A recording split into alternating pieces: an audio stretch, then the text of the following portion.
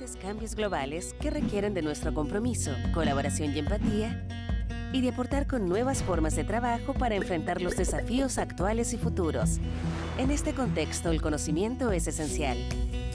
Y aquel que se financia con fondos públicos debe ser un bien público, abierto para todas y todos y utilizable por todas y todos.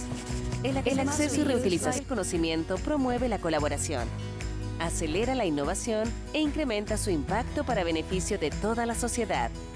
Y desde la Agencia Nacional de Investigación y Desarrollo estamos comprometidos para que esto ocurra. Estos son los principios en que se inspira la política de acceso abierto que busca sentar bases de un nuevo modelo de acceso al conocimiento científico. Para facilitar su implementación en beneficio de toda la comunidad, la Agencia Nacional de Investigación y Desarrollo, la Corporación Cincel y universidades del país, a través de sus bibliotecas universitarias, crean una red nacional de acceso a la información científica que busca promover el trabajo colaborativo y la articulación entre sus participantes para fortalecer la infraestructura nacional de acceso a la información científica que permita y asegure el acceso abierto al conocimiento científico, potencie las capacidades técnicas instaladas, aumente la visibilidad de los resultados de las investigaciones y entregue servicios de alcance nacional con estándares de calidad mundial. Sé parte de esta red y súmate a esta nueva forma de colaborar. El conocimiento nos cambia la vida. Muy buenos días. Bienvenidas, Good morning. bienvenidos Welcome al segundo everyone Seminario to Internacional the Conocimiento Abierto 2022, organizado por la Agencia Nacional de Investigación y Desarrollo ANIT y la Corporación para el Acceso a la Información Científica Electrónica CINCEL. Quiero contarles que contamos con traducción simultánea en caso de que ustedes lo requieran. Para quienes asisten a través de Zoom, pueden hacer clic en el icono del globo terráqueo que está ubicado en la parte inferior de su pantalla y ahí elegir el idioma. Para quienes nos están siguiendo a través del canal de ANIT en YouTube, pueden ingresar al link de su idioma de preferencia. Quiero contarles que desde octubre de 2019, la Agencia Nacional de Investigación y Desarrollo, ANIT, ha trabajado en la puesta en marcha de la política de acceso abierto, que entró en vigencia en mayo de este año. Lo anterior se ha traducido en iniciativas que aportan a la instalación y fortalecimiento de capacidades y herramientas para la ciencia abierta en el país, como la modernización de la infraestructura para el acceso a la información científica, los proyectos de innovación en educación superior para la ciencia abierta y la concientización sobre la importancia que tiene la circulación del conocimiento para el desarrollo de Chile, entendido como un bien público al ser financiado por el Estado. And it must be public En ese contexto, el propósito del Seminario Internacional Conocimiento Abierto 2022 es difundir entre la comunidad científica, tecnológica y vinculada al desarrollo del conocimiento y la innovación, pero también entre la ciudadanía, las últimas tendencias en materia de datos científicos abiertos, discutir nuevas formas de evaluar la actividad científica y entregar visiones sobre la transferencia del conocimiento en la era del acceso abierto. Como agencia, estamos comprometidos respecto a que el conocimiento que se financia con fondos públicos debe ser un bien público, abierto para todas y todos y utilizable por todas y todos. Agradecemos que estén siguiéndonos desde distintos países para disfrutar de esta jornada, con la que esperamos aportar reflexiones, aprendizajes y buena conversación a través de interesantes presentaciones y diálogos con invitadas e invitados de países como Francia, Reino Unido, España, Italia, Países Bajos, Estados Unidos, Argentina y Chile, quienes nos comparten visiones sobre la ciencia y la ciencia abierta. También, por supuesto, queremos agradecer la presencia de las autoridades nacionales que hoy nos acompañan. Y justamente, pensando en ellos, quisiera partir este seminario dejando con ustedes a nuestra ministra de Ciencia, Tecnología, Conocimiento e Innovación, Silvia Díaz, a quien doy la bienvenida. Muy buenos días a todas y todos los asistentes a este segundo Seminario Internacional de Conocimiento Abierto que ha sido organizado por la Agencia Nacional de Investigación y Desarrollo, ANIT, y la Corporación CINCEL. Agradezco a la agencia y a Cincel la invitación a inaugurar este seminario que abordará diversos temas interesantes e importantes para nuestro ministerio y por supuesto para nuestro país. El conocimiento abierto nos plantea desafíos mayores porque es una pieza crucial para poder conseguir el desarrollo y el bienestar de nuestra sociedad. Y este debe ser transversal para que todas las disciplinas hagan su real aporte.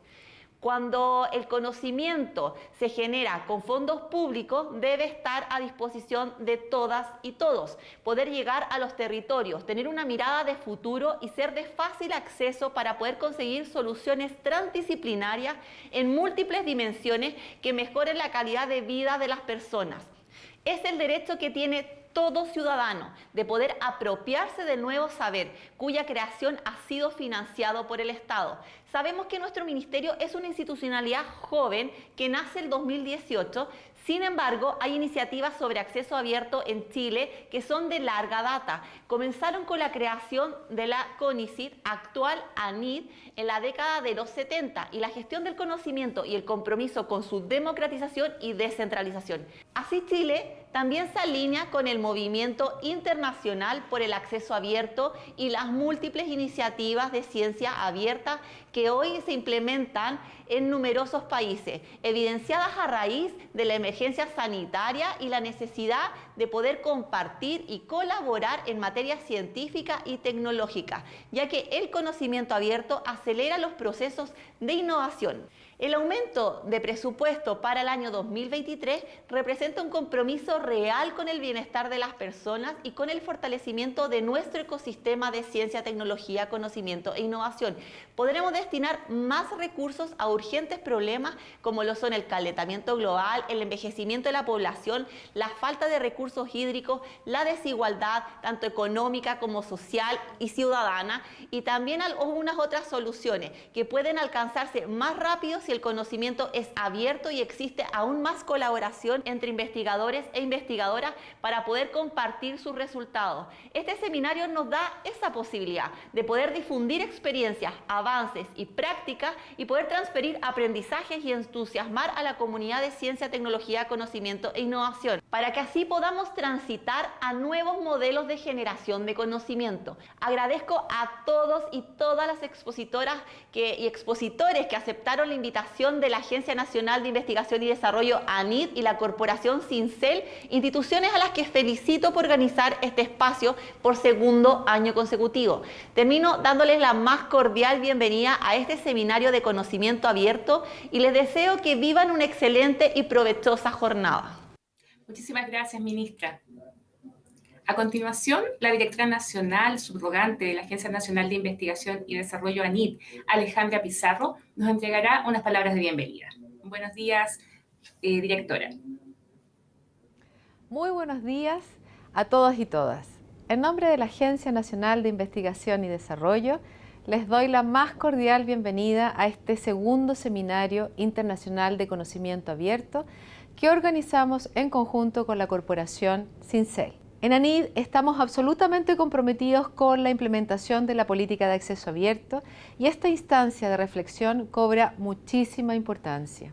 De la mano de nuestros panelistas, esta reunión nos permitirá conocer qué está sucediendo a nivel internacional, cuáles son las discusiones, los avances y los puntos de ver en el tránsito hacia modelos de ciencia abierta. Es una ventana que nos muestra una ancha calle y que también reafirma el trabajo de la agencia antes de CONICIT en materia de acceso abierto a la información. Después de más de 50 años podemos decir que la generación de nuevo conocimiento es uno de los objetivos fundamentales de la ciencia. Entonces, el acceso a ese conocimiento es un derecho a garantizar y el conocimiento científico creado por los proyectos financiados con fondos estatales debe constituirse en un bien público al alcance de todas y todos. Este ha sido un esfuerzo de larga data, como dijo la ministra, y que hoy nos interpela con más fuerza, porque ya no es una tarea de una sola agencia pública, sino que es un desafío compartido con la comunidad de CTCI y con la ciudadanía. Por ello, y sin más que agregar a las ideas ya expuestas por la ministra Silvia Díaz, y las reflexiones finales que entregará la subsecretaria Carolina Gainza, les invito a participar de esta instancia de diálogo, reflexión y debate, en la que estoy segura podremos aprender algunas lecciones para transitar de manera sostenida hacia los territorios de la ciencia abierta. Que tengan una jornada muy provechosa. Muy buenos días a todos y todas. Tras la bienvenida de nuestras autoridades, queremos invitarles ya a comenzar este seminario con la Conferencia Internacional Datos Científicos Abiertos, que será dictada por Alan Page, analista senior de políticas de ciencia y tecnología de la OCDE, y que en esta oportunidad será moderada por María Soledad Bravo. María Soledad es secretaria ejecutiva de la Corporación Cincel y además encargada de la unidad de acceso de la Subdirección de Redes, Estrategia y Conocimiento de nuestra agencia. Le doy entonces la bienvenida, por supuesto, a Alan Page y también a María Soledad Bravo.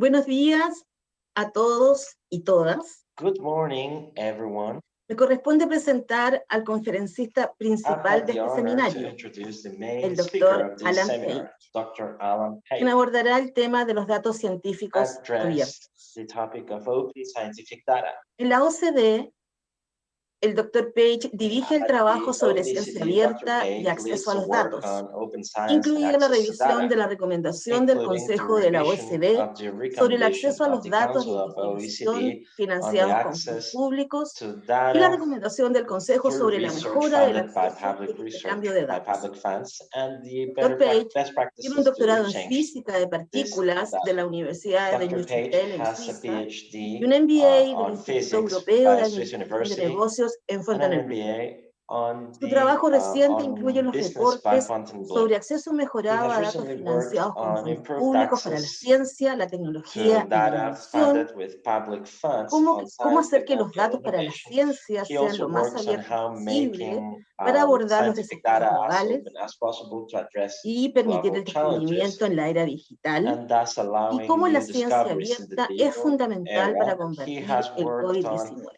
how El open Dr. Page science is también dirige las fundamental revisiones de to políticas de defeat innovación de la COVID-19. OCDE, He also leads más recientemente aquellas sobre Kuwait y Corea del Sur. Welcome, Dr. Page. We are here to hear your presentation. The stage is all yours. Go for it.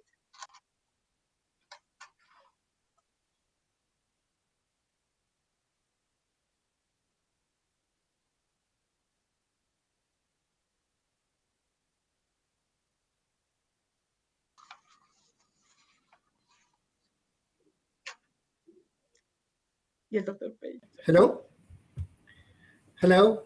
Good morning. Good afternoon. Thank you for having me in this very, very interesting conference. And it is a pleasure to present here the work we have been doing on access to research data from public funding. So I will say a few words about the OECD. What is the OECD? And let me see if I can get the slides. So the OECD is a global knowledge sharing organization. We have a mission, which is better policies for better lives. Our vision is to create a stronger, cleaner, and fairer world. Our values are to be objective, to be open, to be bold, pioneering, and ethical. And the means we have, our methodologies are measuring, analysis, and comparison. So it all starts with the numbers, okay? So we start by measuring, analyzing, and comparing. OECD is very well known for its comparable data and statistics database. And we have specific publications. For instance, the OECD Science, Technology, and Industry Scoreboard, which publishes the main statistics, which are also accessible via the OECD Stat website. We're also very well known for other data compilations like the PISA assessment framework, which measures the state of educational systems around the world, and this is the basis of our analysis.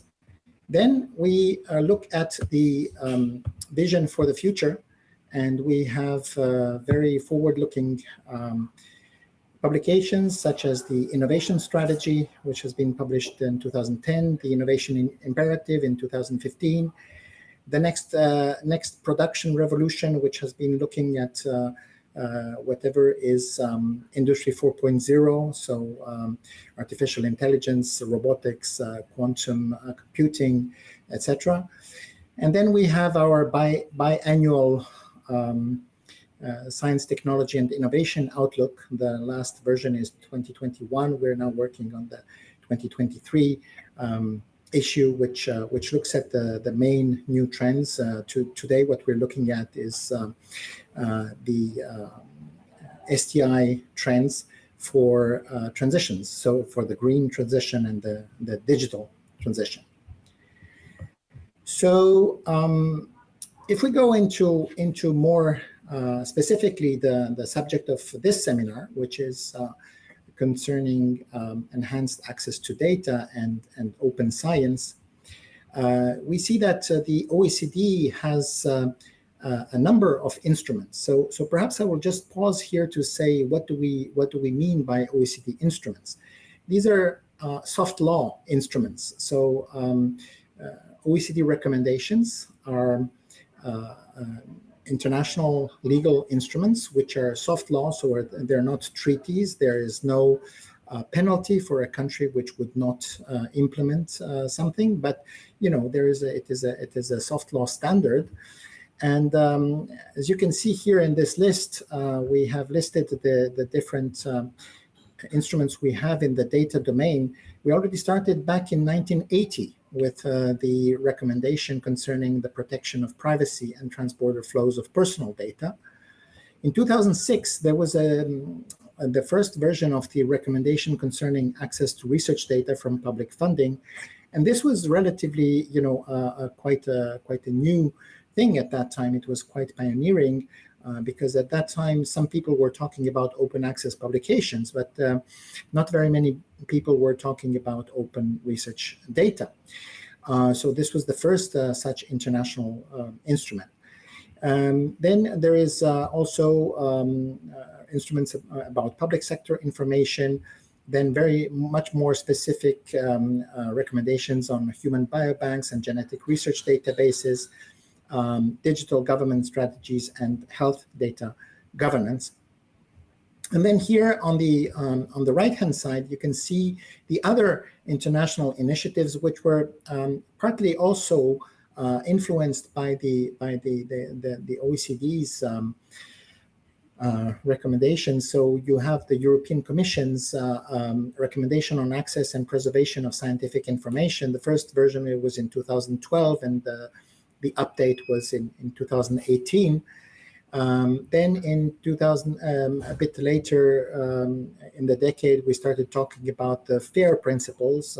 FAIR meaning, F like findability, A like accessibility, I like interoperability, and R like reuse.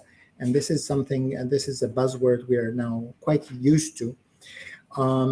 Then there was the International Open Data Charter. There was the different science clouds in Europe, Australia, the US, maybe not a whole country one, but in specific institutions in Africa as well.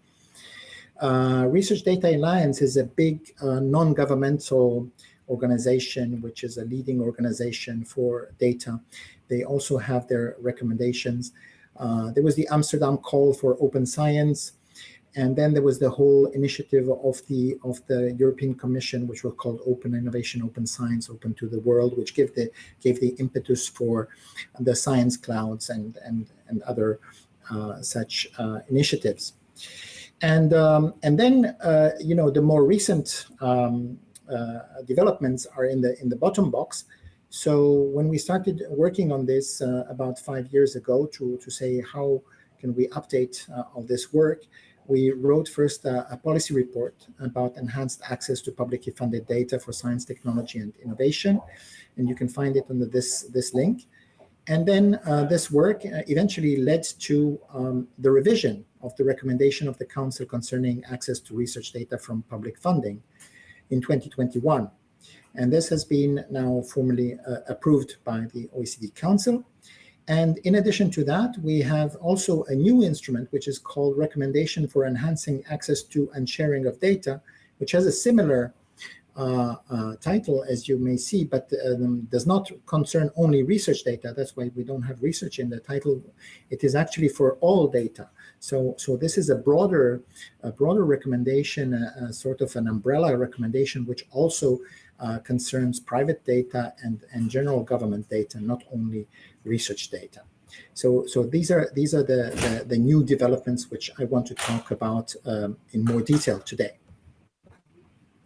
Now, if we start about with the lessons from the pandemic, On January 10, 2020, just a month after the first patient was admitted to a Wuhan hospital, the researchers shared a full genome of the novel coronavirus in open access, which was even ahead of the full publication in The Lancet.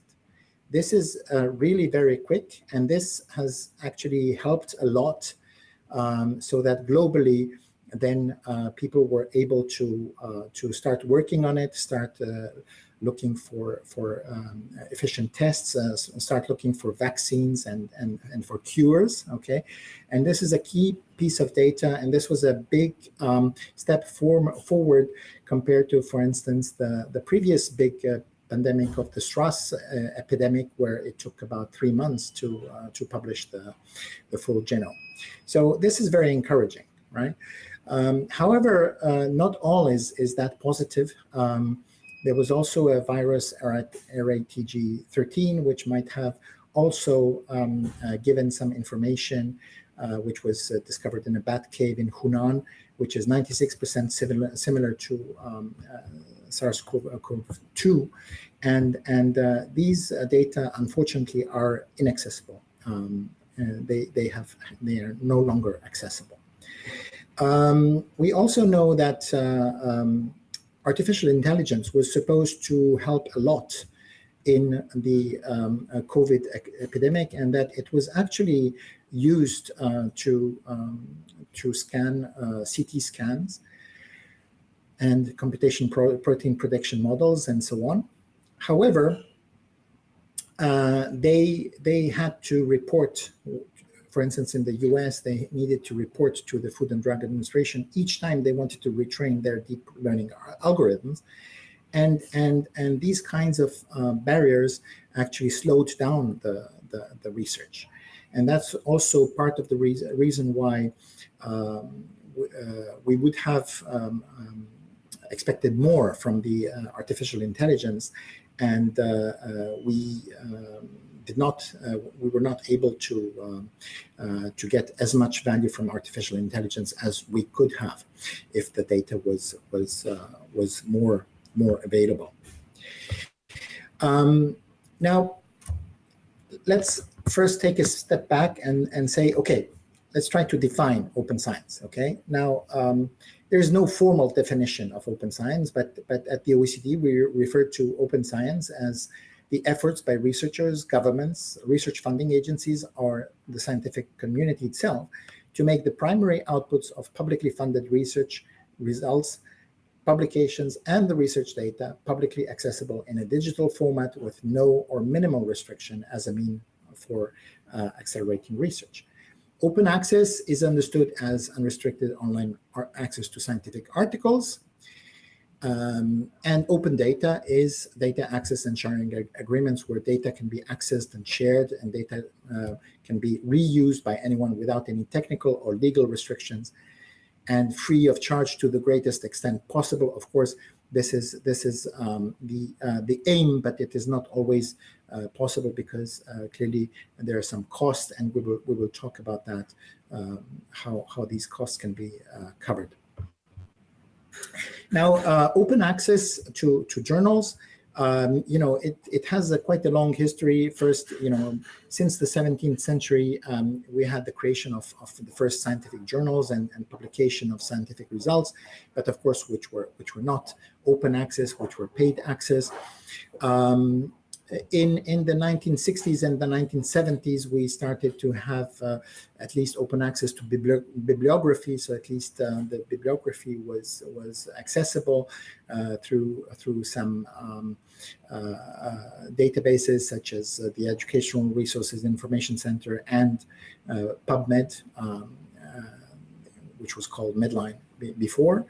In 2002 already, there was an initiative which was called the Budapest Open Access Initiative, which called for making scientific publications open as an unprecedented public good. And since 2005, we see a strong growth of open access policies. Here you can see the curves of the number of policies per research organization, and you can see a strong growth since 2005. and the kind of stabilization right now, because most of the institutions already have open access policies. That is not to say that everything is open access, but at least some policies exist. Open data is much more recent, okay? So we started in 1957 with World Data Center, where it was a pioneering initiative in data sharing by the International Council of Science. 1990 was the birth of the World Wide Web. We mentioned this because it was at the origins, it was actually for exchanging scientific data. We tend to forget it today. We take the internet as granted that, you know, it is for e-commerce and having fun and social networks, but it started as data exchange in research. Then we had the GenBank, Genetic Research Database. As I mentioned already, 2006, we had the OECD recommendation, which was the first international legal instrument about that. Then we had the European Commission's recommendations, statistics, which says that in 2015, at least 86% of the repositories provide at least part of the data under open access. 2016, we had the launch of the European Open Science Cloud. The same year, we also had the FAIR data principles. And but in 2018, actually, we see a difference between open access for publications, where 92% of the universities in Europe have open access policies, but only 28% have open data guidelines, okay? And in this context, in 2021, as I mentioned, we did the revised recommendation concerning access to research data from public funding. Now, the value, why are we doing this? Why are we doing this? Because open data has great value, okay? And this is value which can even be given a monetary value. And there were studies which have been shown that the opportunity cost of not having findable, accessible, interoperable, and reusable, so FAIR data, is estimated at 10 billion euros annually in the European Union. And if we look at the whole public sector information, so not only research data, and then we're between 70 to 140 billion euros, which is of the order, which is almost 1%, around 1% of GDP in 2008. And an Australian study also finds about 1% of GDP. So it's a huge impact on the economies. If we look at the Latin American countries, these are some responses we have received for a survey we have done at the OECD. So Chile tells us, we have a law which says that information prepared with a public budget is public. However, the existence of this law has not been enough to make available and open access to research results.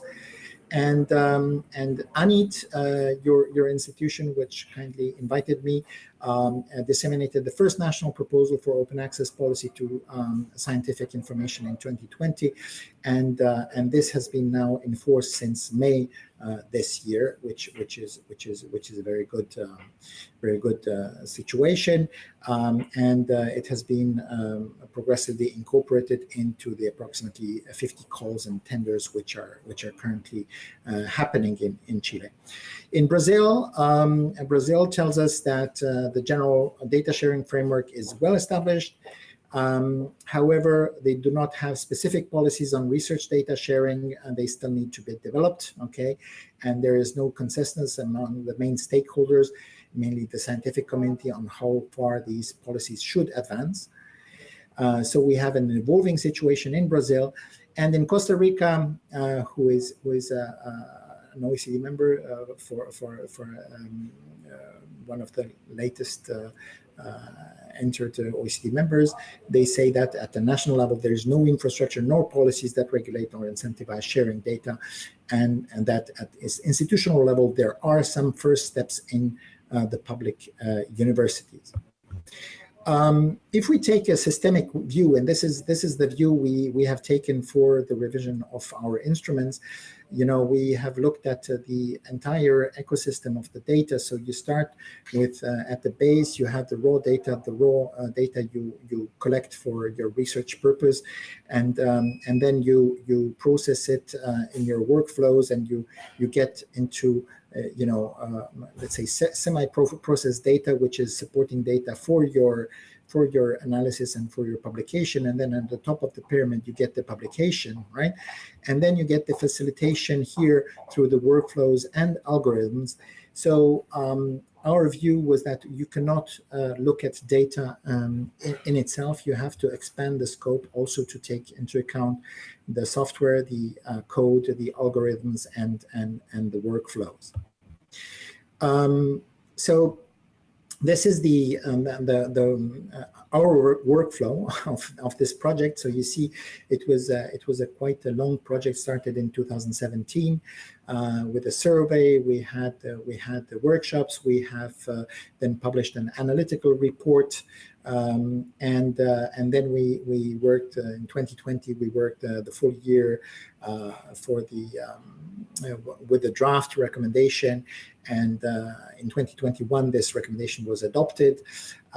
We then continued doing workshops to see how this can be actually implemented in specific disciplines, so marine data, health data, and climate change. And this year we did a policymaker survey, where we asked countries to tell us, okay, now you have signed this document, now tell us how you plan to implement it. And they came back with a very rich answers, and which we're analyzing right now. And our next step is to develop an online toolkit to say, okay, how should this actually be implemented in national policies? Okay. So what does the recommendation say? We have 7 pillars to the recommendation. The first pillar is data governance for trust. Okay. Saying that, okay, we need to open data as much as possible, but it can and should remain at least partially closed if there is a good reason. If there is a good reason, if we have issues like privacy, like national security, or protection of legitimate private and public interests, then of course you cannot open the data. But if there is not a good reason, it should be open. Then you have the technical standards and practices. This is about the FAIR principles, about findable, accessible, interoperable, reusable data. Data should be machine readable, etc. A third pillar is very important, is about incentives and rewards. We found out that this is one of the very key behavioral aspects, because researchers, they're usually incentivized and rewarded for publishing papers, not for opening their data sets, right? So we need to work on these incentives and rewards to make sure that there is actually the right incentives for researchers to do what we want them to do. And also no disincentives. So there could be also disincentives for opening data sets, right? Because they can lose the exclusivity on their own data and so on. These are issues which we need to address. Then you have responsibility, ownership, and stewardship. You have to respect the intellectual property, and especially if you have cooperation with the private sector. These are things which we need to take into account. Sustainable infrastructures, it is nice to say, okay, let us have data should be open, and it should be for free. This is the objective. We want data to be for free for the researchers, so that they can freely use it and so on. But somebody has to pay, right? So the question is, what are the financing models, and how do we cover the costs? And especially if those data sets need to be maintained for a long period of time, this is a key issue. Then we have the human capital issue. Okay, do we have the right skills? do the researchers have the right skills for data management? It's not necessarily always the case. This is not their main job, and sometimes they do not have the right skill sets for curating and maintaining data sets. So we need to work with the researchers. We also need to have the data stewards, which have the right training. We also need to incentivize research software engineers and computer scientists to pursue career paths which might not be very attractive within academia. This is also a very big concern. And finally, and last but not least, we need the international cooperation for access to research data. And this is very important because, especially when we're talking about the sensitive data, I mentioned about the COVID data, and there are other sensitive data sets, which perhaps, the countries will set up specific setups for researchers. These data sets which are restricted access, which are controlled access, where you cannot open it just to the general public. You need to protect those data sets because perhaps there is a privacy issue or there may be other interests which needs to be protected. So you need to set up a whole process of certifying. Some people talk about the 5 safes framework, so safe projects with safe people, in safe environments, and so on and so forth. But usually these kinds of setups work within one country, but they do not work across borders. And even, for instance, within the European Union, where European Union is integrated in many aspects, but there are some data sets which even those countries do not share among them. So this is also a very important aspect here. And as I said, also we expanded the scope. The scope now covers research data, metadata, algorithm, workflows, models, and software, including code.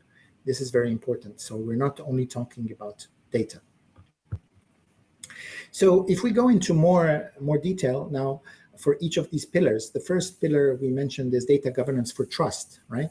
So the text, this is an abridged text. The full text is on the website. But basically what we want to make the digital objects, so when we talk about digital objects, it means data, metadata, software, algorithm, code, and so on.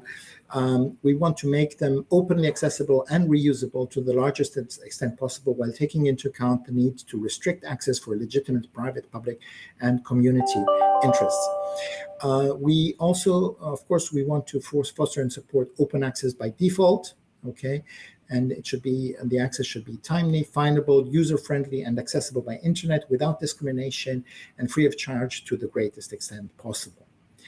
In cases where access needs to be partially or totally restricted, foster more limited forms of access, such as access to aggregated or de-identified data, restricted access within safe and secure environments to certified users with clearance, and foster searchable access to metadata.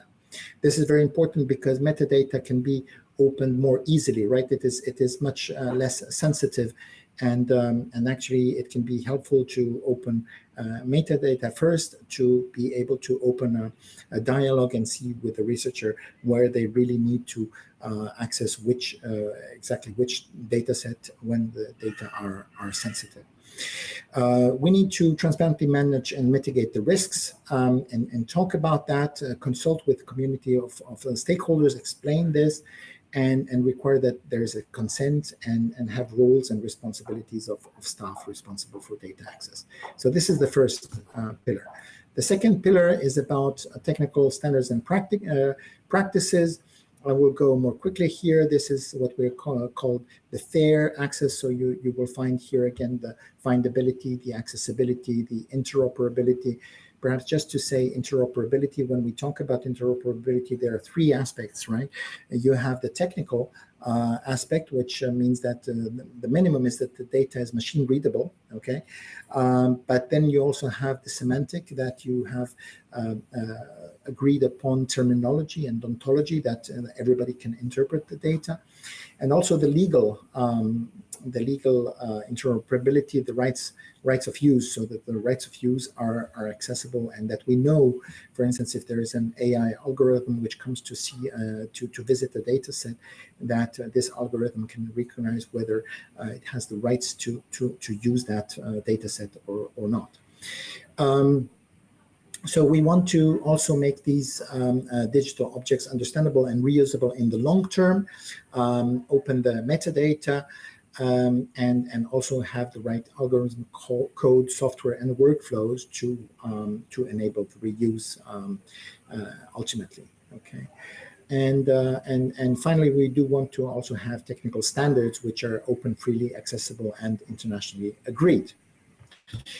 The third pillar is about responsibility, ownership, and stewardship. Okay, and so what are we talking about here? We're saying, okay, firstly, we need some good practice for research data and software management.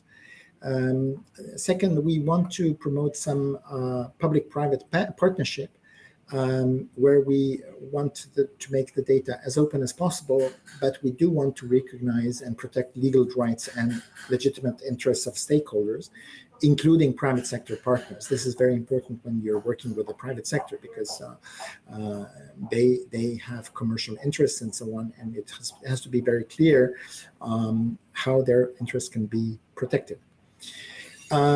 We also want to enable new uses of digital objects, such as artificial intelligence and text and data mining techniques.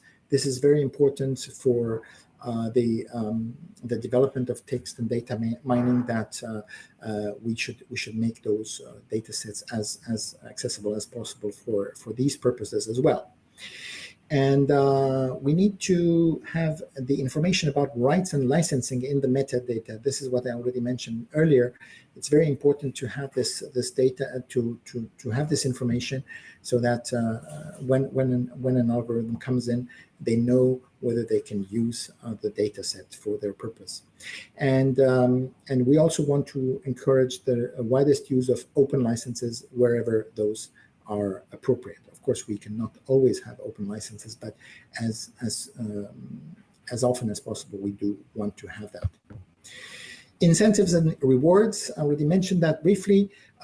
We do want to recognize and reward the provision of access as a recognized research output, okay? We want this to be a criterion for research recruitment, advancement, and grant review. We want to have indicators such as data and software citations. This is something which is emerging slowly, but is not yet still, still mostly people are evaluated on their papers, right? And not on the data and software they have published, and especially not on the citations of the data and software they have opened. We also need to have contributed to taxonomies, which will give credits in an appropriate manner. And we want to disseminate and recognize the research outputs beyond publications, meaning of course, data sets and software. Data and software citation, as mentioned. And we also should recognize that researchers and institutions may require a reasonable limited period of exclusive use of the digital objects. I would like to pause here, and I just came back from Amsterdam. We had a great workshop, which was organized by the Research Software Alliance, and there was a very brilliant scientist who was talking about his experience with opening data sets. And it was really a breakthrough discovery. It was something he submitted to Nature, and then just to do the right thing, he when he put the preprint on archive, he simultaneously opened his data set, and it was clearly his data set. And but Nature takes about 3 months to approve a paper. So what happened, of course, then is that some other scientists just jumped on his data and they used his data and published in a lesser known journal, but were able to publish quicker than he did his original paper in Nature. Which then got some press coverage and so on. So of course this person who did that was correct and did cite, of course, that the data were not theirs, and they cited the data source. But the fact is, is that they got the first to get an official publication, and then they got the press coverage. So so these are some very sensitive aspects which also need to be addressed. Very often we're saying, oh, researchers need to change their culture and so on. But if they have such a culture, there's also a reason for that. And I think this is also something which needs to be somehow adjusted within the policies of the publishers, and of course the press should also take this into account to say, okay, who is given the credit in the press? It should be the first person who has actually put the data up, not necessarily the first one who has published the paper. And then we also need unique digital identifiers. If we go on to the sustainable infrastructures, as I mentioned, you need to have these sustainable infrastructures. Very often we would like to preserve the data sets for a long period of time, especially if they're high value data sets. And but of course that costs a lot of money, right? Even though storage of data becomes cheaper every day, but when you have backed up storage and so on, it is not that cheap. And therefore you need to do some prioritization of the digital objects which you're going to store for the short, medium, or long term. And you need to have, of course, a better interoperability among global research infrastructures, and you need to safeguard the high value data sets in the long term, and the other ones will be only medium term or short term. Okay, and you need to match, of course, the timeline of the financing with the needs of preservation. This is very often a problem, because you will have typically a research project has a lifespan of maybe a couple of years or maybe up to 5 years, but then after that, how do you finance the safeguarding of the data for the future if somebody else wants to reuse the data afterwards? That is not always evident. Okay, and then there is also the possibility to leverage private investment here, but of course what we do want is that we avoid vendor lock-in and ensure the data portability, and this is also an issue we need to address. Human capital, I already briefly mentioned. We need to formulate some strategies to have the necessary skills. You need the basic competence among all researchers and students. You need to have dedicated data managers, stewards, and research software engineers. But you also need, researchers, computer scientists with advanced PhD level data-intensive research and data science skills. And we also need to train the policymakers. The policymakers need to also understand data better.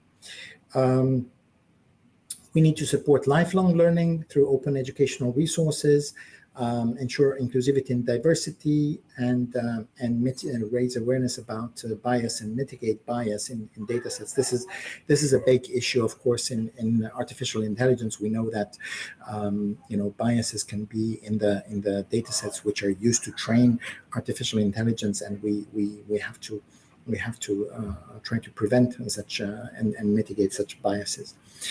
And finally, we need to have attractive career paths for data scientists and research software engineers.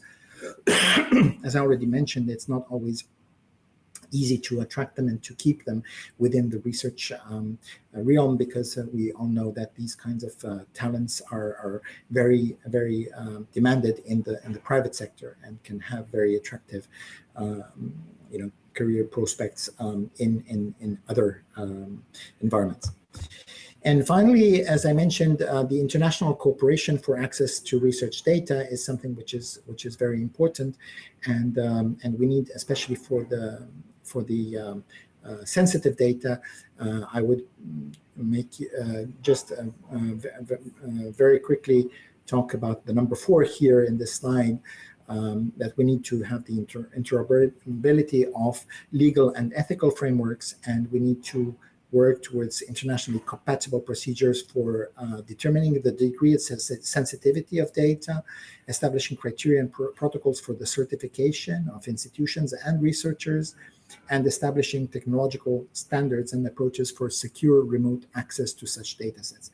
This is very important, and I think we can get there. And this is, if we want to boost, for instance, for the next pandemic, if we want that in the next pandemic, for instance, artificial intelligence comes up very quickly with a vaccine that we don't need to wait for 2 years or something like that.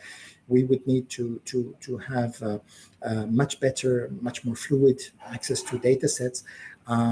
While we, of course, want to protect the privacy, so it's not about opening up the data sets to everyone. Of course, medical records are very sensitive. We cannot open them to the general public, but we have to create some procedures which will allow the researchers to work, or at least there are some federated learning approaches where at least the algorithms are allowed to visit the data and be trained and go back with their training capacities, not necessarily with the data which needs to be protected. A few examples for the end now. You have the European Strategy for Data, which has been adopted in 2020, Data Governance Act, the Data Act, and the European Common Data Spaces. What does it do? The benefits are very varied. These are, some examples about what can actually be doing if you open up the data according to the European Data Act. You can have very, very concrete impacts on real life. But I will skip this to just say something about the European Open Science Cloud, where the idea is to interconnect the different scientific data servers. So when we're talking about the Open Science Cloud, we're not talking about new servers, we're not talking about new infrastructures, we're talking about interconnecting the existing infrastructures and make things searchable and findable, and interconnecting everything together so that the researchers can actually work and find their way around. And then we have some other examples. For instance, this is an example from Sweden. As I mentioned, it is very important to be able to separate metadata from data.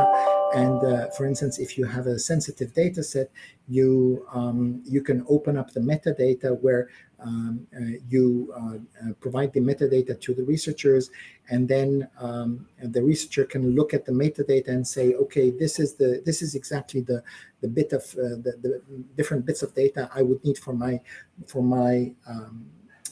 research, and then it goes through the ethical review and the harm test and disclosure, and then you can actually see how you can to what extent you can grant the access to the very sensitive data.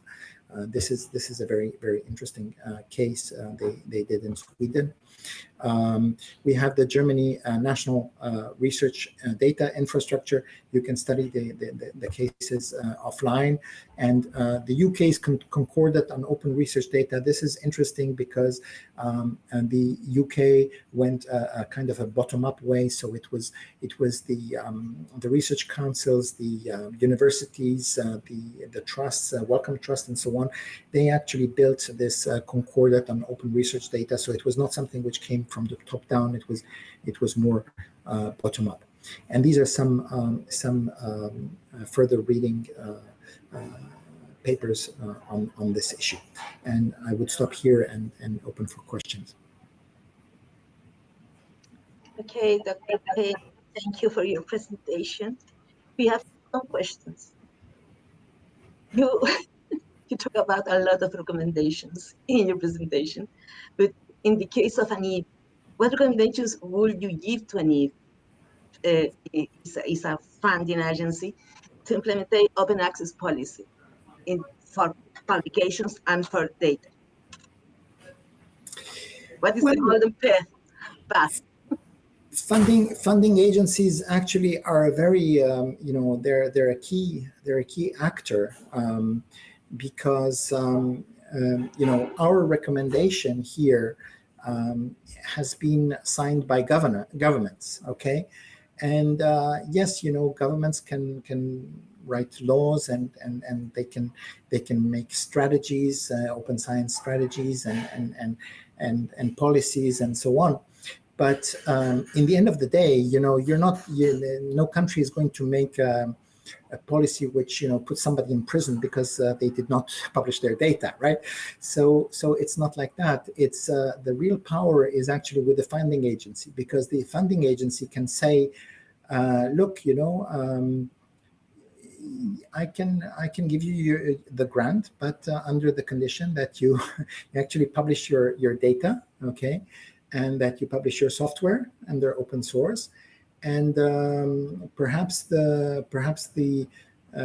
you're also not going to make it completely mandatory. You can say that you can understand, of course, if there are some exceptions to this rule. So if the principal investigator says, "Oh, I'm sorry, these are private data. I cannot publish them," then of course it is totally acceptable. But there should be a kind of as open as possible, as close as necessary. So there should be a justification. If the data are not open, it should be justified.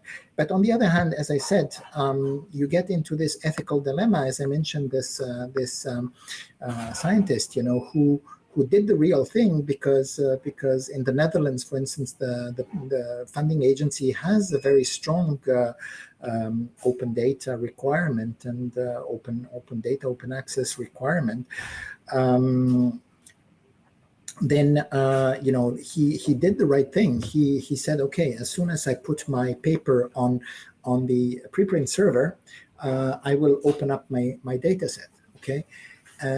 However, as I mentioned, it somehow backlashed, at least partly. I mean, on the general public side, somebody else's name got mentioned first about this discovery, because he was waiting for Nature to approve his paper, and Nature takes a little bit longer than perhaps some second-year journal. So it is always the possibility that research is very competitive. So researchers will come in and they will try to the other researcher did not do anything wrong. He quoted the data source and so on. So there is no unethical behavior, but it somehow is giving part of the credit to somebody who should not be getting the credit, you see, or should only be getting part of the credit.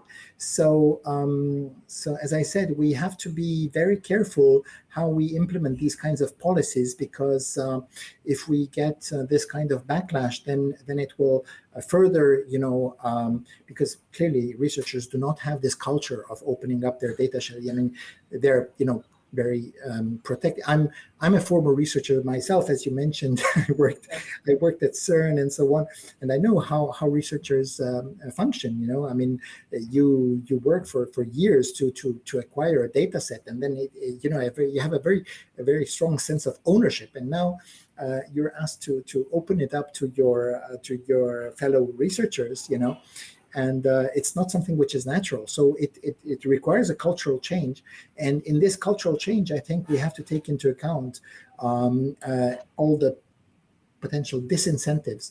So I think we have to rethink something about the policies of publication and so on and so forth.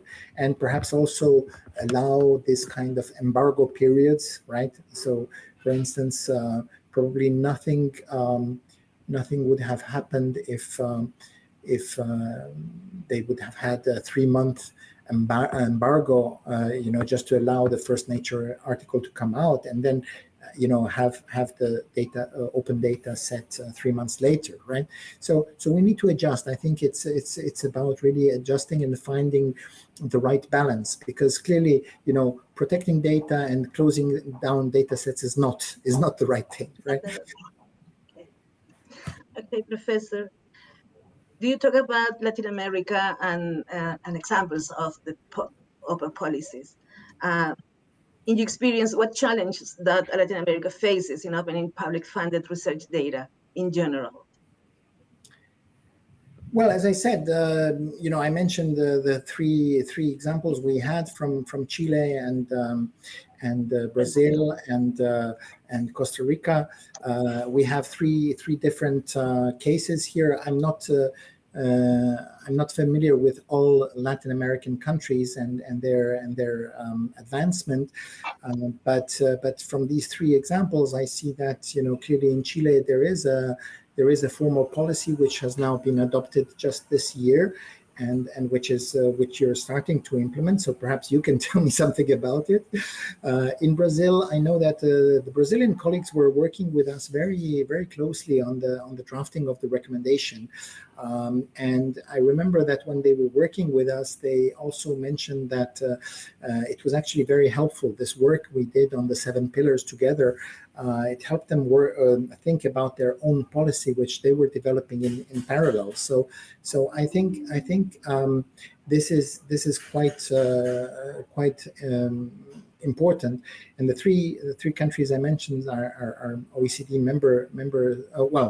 Brazil is not yet a member, but Chile and Costa Rica are. And so it is. I think it is. The OECD recommendation can give a kind of guideline, and it's also for OECD countries, also for European and North America and so on. The 7 pillars we're talking about, many of these things have not yet been implemented in even the most advanced European or North American or Asian countries. So I think it can give a good framework for also for Latin American countries to follow. Okay, thank you. The last question. Nevertheless, the case of you cited in Netherlands. What recommendations or what do you say to members of the Chilean scientific community who are skeptical or fearful to sharing their data? Well, I think that data sharing is win-win. Should be win-win. Of course, we should avoid any disincentives, as I mentioned. We should be mindful of that. But in general, I think it is very important that data sets are shared, and that they are open, and that they can be revisited even many years later. Because with new knowledge and so on, we can revisit even some older experiments. It is important for value, for creating value, because if you do not share data, you will be redoing the same experiment. For instance, you're doing the same research again to acquire the same data set again, which is not a good use of public money, right? It is better to revisit a data set and then to say, okay, what incrementally I want to do? Maybe I have a new idea now, but not starting from zero, right? Starting from a data set which already exists from a given base, and to say, okay, how do I want to build on this, rather than starting something new? You also have very often, you have this bias of the negative results, right? If somebody does not find the result, then they do not publish. And then there is no trace of it. And there can be other researchers who are asking, again, some other funding agencies to fund the same research, and who will also end up in a blind alley. So sharing data sets, even of, research which has not given any result is also value for society, because at least you will avoid, other people spending time and money doing, research which leads to nothing. Okay, Dr. Page, thank you very much for your time and for your exposition. Very useful for us. Thank you. Thank you. Thank you. Goodbye. Ok, Jimena, te doy el pase para el próximo panel. Muchas gracias Now a back todos. to you, Jimena. Thank you very much to each single one of you.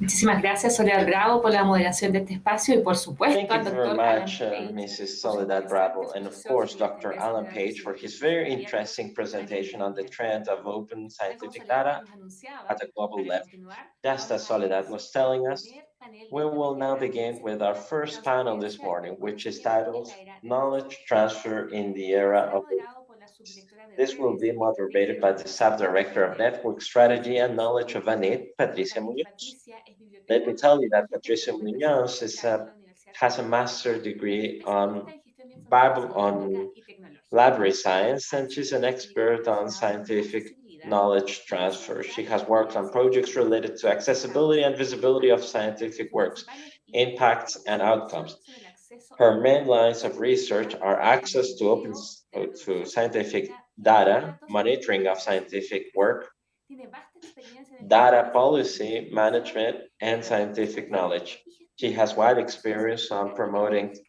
tools Es miembro for fundadora de la referencia technological 2013, and scientific work. 2016 y 2018. She's also the head, the president of the Transferencia Agency. She's now leading open access strategies. She's part of many international networks. She participates at CODATA and she participates at the Cielo Executive Council. Patricia, welcome and thank you for being with us.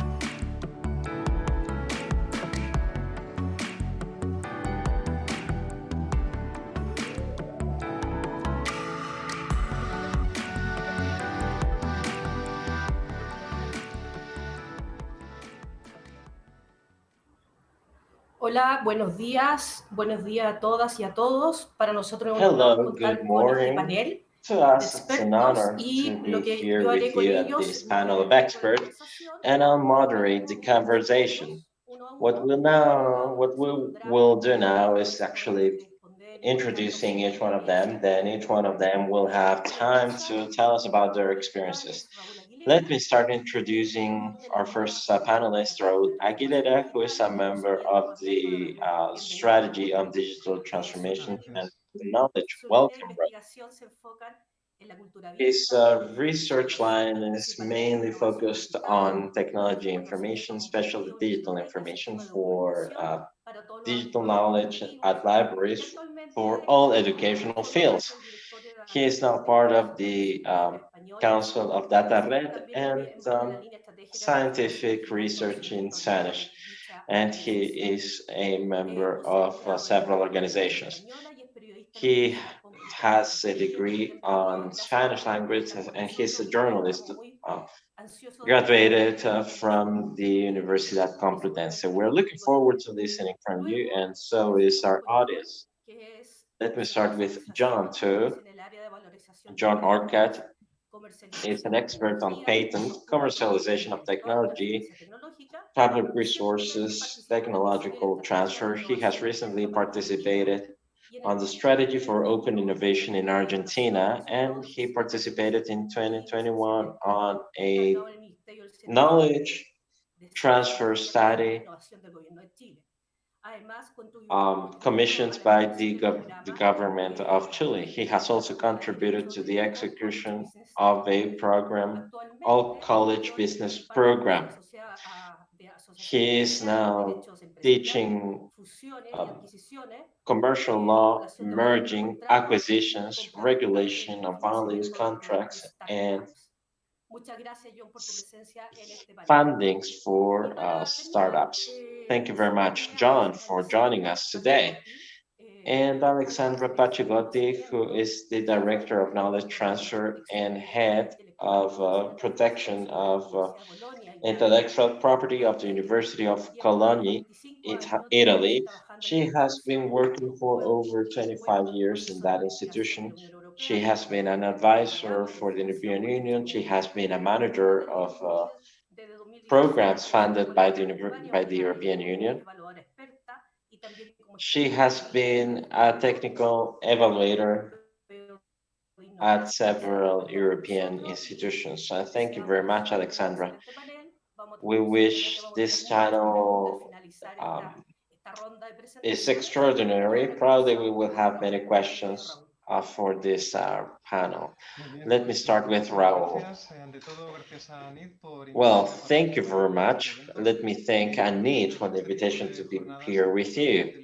Being here with you at this conference is quite useful so that we can know what is being done in different countries and what the main trends we need to keep an eye. Universitarias y científicas españolas. La verdad es que han pasado muchas cosas en estos años y están pasando todas a mucha velocidad. Pero mi objetivo aquí es presentaros algunas de las principales líneas en las que estamos actualmente en funcionamiento. Así que espero que podáis ver mi presentación. Perfecto, ahí está. Muy bien, pues muchas gracias.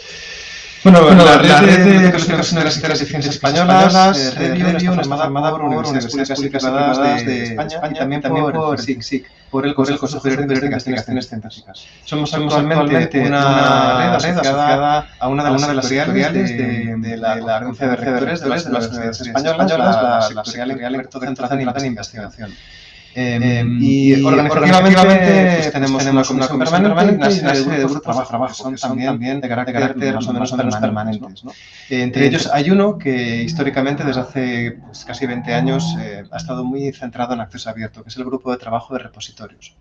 Y luego cada cierto tiempo tenemos un plan estratégico, el actual acaba el año que viene, y vinculado a cada plan estratégico existen distintos equipos de trabajo con distintas líneas, ¿no? Que es de lo que yo voy a hablar hoy con todos ustedes. Por supuesto, las diapositivas las tendrán, así que podrán acceder a distintos enlaces que hay en las diapositivas. ¿Qué tenemos actualmente en el plan estratégico? Como van a poder ver en estas diapositivas, tenemos 4 líneas, una sobre servicios compartidos, otra sobre transformación digital y conocimiento abierto, que es en concreto la que yo coordino. Tenemos también otra sobre personas y talento y otra sobre Agenda 2030 y ODS. En relación con ciencia abierta y con acceso abierto, tenemos sobre todo la línea 1 y la línea 2. La línea 1 en servicios compartidos, pues porque es la línea que está encargada del seguimiento de los acuerdos transformativos y de cómo utilizamos las APC, los Article Processing Charges, en las universidades españolas, de acuerdo con los acuerdos que están firmados actualmente. Y luego, realmente, todo lo que es el análisis de la ciencia abierta, la propuesta de ideas políticas, la propuesta de metodologías de evaluación y, por supuesto, también las propuestas de los equipos más técnicos están encuadrados en la línea 2, ¿no? En la línea 2, tanto por personas que pertenecen al grupo de trabajo de repositorios, cuyos objetivos se encuadran dentro de la línea, como luego veremos, como por otras personas que están centrados más en cuestiones de políticas y de estrategias. Lo que voy a es simplemente exponer en qué objetivos estamos trabajando y iré pasando por los distintos tipos que tenemos dentro de las distintas áreas de esta línea.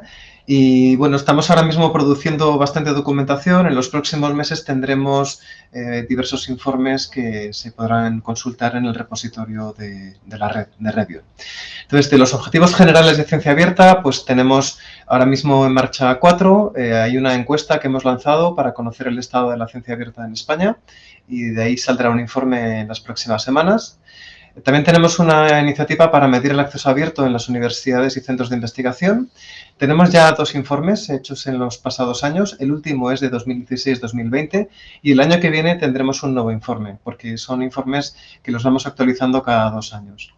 Luego también dentro de esta línea tenemos como objetivo realizar el seguimiento de los acuerdos transformativos, pero a diferencia de la línea 1, nosotros nos centramos sobre todo en cómo se usan las APCs y cuáles son los costes de publicación que hay fuera de los acuerdos transformativos, ¿no? También tenemos entre nuestros objetivos identificar repositorios de datos no universitarios en los que nuestros investigadores estén depositando sus datos. Porque en España hay algunas universidades o algunos consorcios con repositorios de datos, otras que no los tienen, pero somos conscientes de que muchos investigadores sobre todo utilizan repositorios especializados. Y bueno, queremos a todos aquellos investigadores que utilizan estos repositorios, pues simplemente que conozcan nuestras infraestructuras y aquellos que no utilicen ningún repositorio, pues que sepan que pueden contar con las infraestructuras que les proporcionamos. Y luego este año hubo un trabajo intenso de aportaciones a la nueva ley de la ciencia, que se ha aprobado y se ha publicado recientemente, en septiembre. Y un tema muy interesante que yo creo que es importante tenerlo en cuenta aquí es que la coordinación de acceso abierto dentro de esta línea, hay una persona encargada de estos objetivos, es también miembro de una comisión de ciencia abierta de la Conferencia de Rectores. Es una comisión intersectorial, donde aparte de gente de investigación hay gente de tecnología, así como algunos expertos destacados en esta materia. Más objetivos dentro de esta línea son desarrollados por el Grupo de Trabajo de Repositorios para analizar los modelos de gestión de datos desde un punto de vista también más técnico.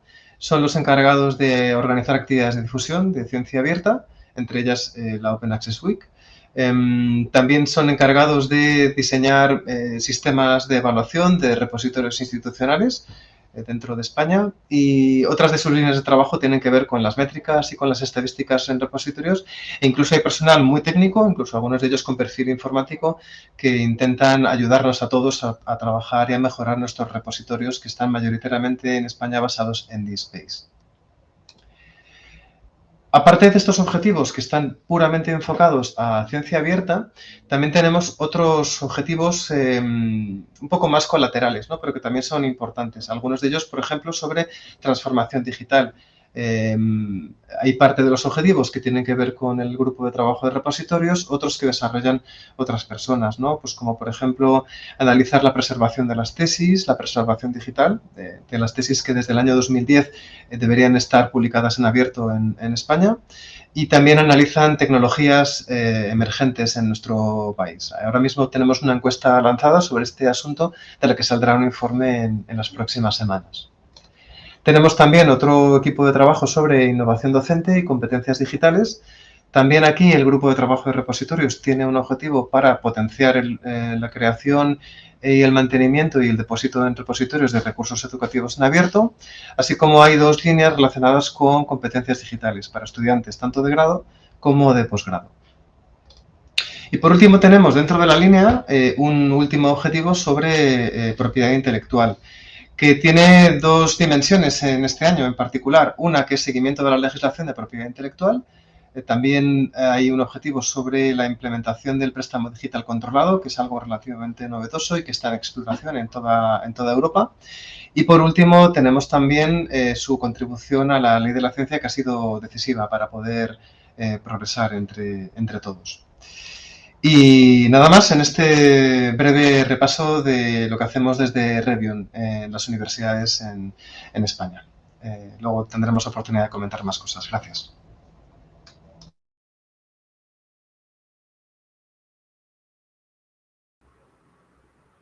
Muchas gracias, Raúl. Ahora seguimos con John, por favor, y luego al final de todas las ponencias empezamos con preguntas para cada uno de ustedes. Hello, everybody. I'm here to talk to you about knowledge transfer and the open access system. So, do I have access to my slide presentation? Hold on. Here we go. Okay.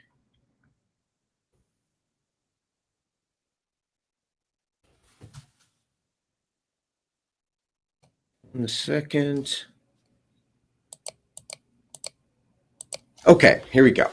So the first thing I just wanted to get out there is this idea of open innovation and open knowledge and all these different opens. They can create a fair amount of confusion. So I just wanted to sort of get out there. There is this idea, and we use a lot of different words for open and how it affects knowledge transfer. So the first thing that I wanted to talk to you about is what all this openness is trying to accomplish, to sort of take what I sort of consider the messiness of this openness movement and try to help make it a little clearer for everyone to understand. So I think it's important to start with the idea of why we go through this whole open or this whole knowledge transfer process in the first place. And it's the basic concept of, if a country wants to have a successful, sustainable economy, you need to be able to create and commercialize innovations. And those countries and economies that are able to create and commercialize innovations most consistently are the ones that are going to do the best. Now, what I've got here is a real simplified slide about what an innovation process looks like. And all I'm really trying to show in this slide is that there are 2 distinct aspects to the innovation process. There is the idea generation part of the process, and then there is the idea dissemination side. So part of it is, how do we come up with useful, valuable innovations? And then once we start to come up with powerful ideas, how do we get those ideas out so that they can actually start being made useful for society? Now, that's really important. And one of the reasons why I started this whole thing was with the slide that had all those different words relating to open, is that the open movement deals with both sides of these equations, but we have to always really understand what we're talking about. And it's really easy to just start talking about, open science, and it's not always clear, well, is that person talking about using more open techniques to encourage the creation of more ideas, or are we talking about using open techniques in order to disseminate the ideas? Because they create very different dynamics. Now, what I'm going to be talking to you about then is both inbound open innovation. So it's the idea that I'm going to be using cooperative techniques in order to increase the number of ideas that I'm generating. And then at the other end, I'm going to talk about outbound open innovation, which is I'm going to use cooperative techniques in order to disseminate my knowledge better. So we've got idea creation, and then we've got idea dissemination. Now, my talk is focused a little bit more on the knowledge transfer side, so I'm going to be talking a little bit more on the idea dissemination side of the equation. Now, one point I really want to make, and I think it's very important, is that this whole open innovation concept, it's not a new idea. It is something that has been around for quite a long time. There are lots of different techniques that have been used for decades and decades on how do we encourage collaboration in order to improve strategic innovation. Now, as we do that, there are some tensions, and I've got my little box here on the side that mentions really the two sort of overarching tensions, which is if you have too much collaboration, you may end up generating anti-competitive behavior. That's not a good thing. If you don't have enough collaboration, you may end up with very inefficient innovation processes, and that's not good either. Now, as we talk about this idea of openness, usually we're talking about openness versus what is the more closed system, and that more closed system typically revolves around the use of intellectual property rights. So I want to be clear that this open movement and intellectual property rights are not, they're not in combat with each other. It's one that you need intellectual property rights if you want to have a more open system. And a lot of what's going on is that as you're trying to create an open system, there's a fair amount of balancing that takes place. And some of that balancing, at least, takes place through the intellectual property system itself. So I'm going to talk very briefly about how we would talk, how you would implement or how you would use sort of a more open innovation system within the university knowledge transfer system. Now, more collaboration means that it's going to be more difficult for us to identify who are the valuable contributors in a particular project, and then how do we properly incentivize them for their roles in the project. So what I'm referring to in this slide, I'm talking about both background IP and foreground IP. The idea with background IP is to the extent that we've got multiple people collaborating to go out and create new valuable ideas, we need to be able to identify whose contributions came in and then be able to identify and consider those contributions so we can figure out who made the most significant contributions in coming up with the new ideas. And then when those new ideas come out, we need to be able to figure out how are we going to be assigning various rights to those new ideas so that the person who is most responsible for the wonderful innovations gets the proper credit for it. And whether that's credit in terms of prestige or whether that's credit in terms of we're commercializing this and who's going to get paid, all of that requires intellectual property rights. Now, one of the things that gets talked about a lot with the open movement is this idea that the public is the one that's funded the research. So shouldn't all of this research output simply be given back to the public because they're the ones who paid for it? And I want to say I am very skeptical of that type of thinking. And in fact, I think what is most important, and it's sort of one of the bigger points I'm going to be making over my next few slides, is that we want to be taking a more value-based approach to all of this thinking. And the idea is not, let's just give away the research results. What we should be trying to figure out is, what is the dissemination technique that will generate the greatest societal value? And that's the specific strategy that you want to follow.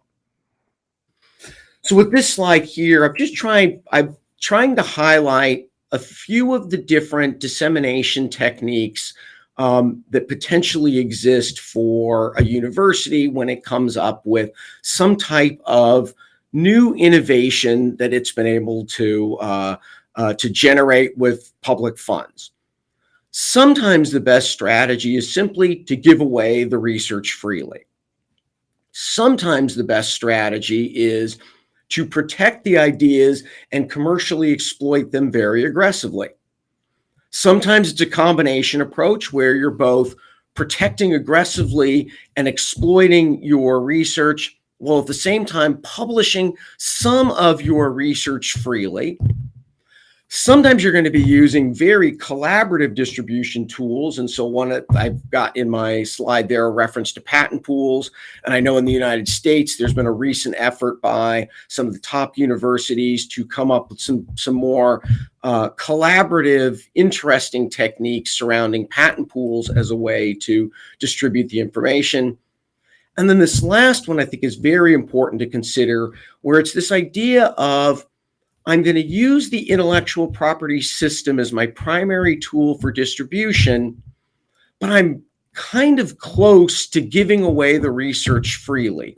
So I protect my ideas, but then I license them out at a very low cost, and I license them out very easily, probably through some sort of standardized licensing programs where it is technically I'm commercializing through a protective system, but I'm giving it away quite easily, quite freely. The negotiations go fast, and it's sort of it is a step process where the idea is we're giving it away, but we're using the mechanisms that we hopefully want to evolve to, where we're developing very commercially successful technology that requires a more protective strategy. The key in all of this is being able to develop sufficient valuation skills so that when the person who's making these various decisions is making these decisions in a consistent, thoughtful, robust manner, as opposed to making these decisions based on buzzwords and techniques that are, not techniques, but fads. Things that are popular today because they're just getting a lot of talk. So I have a few very concrete suggestions here. Suggestion number one is to be very careful about how you message your open innovation movement. One of my big concerns is that researchers in particular are not knowledge transfer experts. And the talk around the open innovation movement can be very confusing for those researchers, and it can cause them to engage in suboptimal behavior. So, for example, they may give away research that would have been better served for the public to be protected and commercialized. And if you give it away before you start your protection process, you can run into problems. You may also run into problems where researchers start to use technology that is open access technology, and that by building their technology off of this open access technology, it may limit the commercial abilities of whatever they generate. That can also be problematic. Second, I think it's important to recognize the breadth of your knowledge transfer strategies. This is not a one-size-fits-all scenario. There are different strategies, and those different strategies should be used based on whichever ones generate the best value. As I've got a star here, the key is choosing the strategy that generates the best value. And then last, I think it's really important to recognize the complexity of an effective knowledge transfer system. There are certain countries that have very evolved, very advanced knowledge transfer systems, and then there are countries that have less evolved systems. It's dangerous for countries that have less evolved systems to immediately try to implement the same policies and procedures as the most advanced systems. That's frequently a very unsuccessful strategy. And instead, what you have to do is take a more evolutionary approach of you need to slowly build up your system frequently. And that requires taking lots of steps. And that's like, for example, one of the reasons why I was talking about here, that last idea of using IP protection, but distributing the research almost freely. That is a step that you take to build out your system, even though what I'm really doing is I'm almost giving away my IP for free in that system. And then finally, I have to admit for this conference, I might be a little bit of a different speaker. I'm skeptical when we start using too many buzzwords and convenient phrases. So on my last slide here, the last point I want to make, I'm skeptical of trying to build a system around a concept of as open as possible, as closed as necessary. Now, I think the idea is wonderful. I think that's an idea that is very hard to execute because there's just not enough sort of boundaries and rules surrounding that concept. I believe in having a system where there is sort of more justifiable rules and procedures that we can follow. So I would take that sort of original phrase and I would phrase it as something like, I think the better approach is to pursue the knowledge transfer strategy that generates the most value. And then when we're talking about what generates the most value, the value doesn't need to just be your licensing revenues. And frankly, there are a lot of other things that typically would be that I'd want to be taking into consideration. Things like job creation, things like workforce improvements, education improvements, benefits to your local technology companies, public health improvements, and then very importantly as well, IP system improvements. All of those things are necessary in order for you to make the most optimal decisions. And with that, I want to say thank you for allowing me to talk with you today. Muchas gracias, John. Invitamos a Alexandra que pueda compartir su presentación. Hola, muchas gracias. Voy a presentar en inglés porque mi español es muy mal.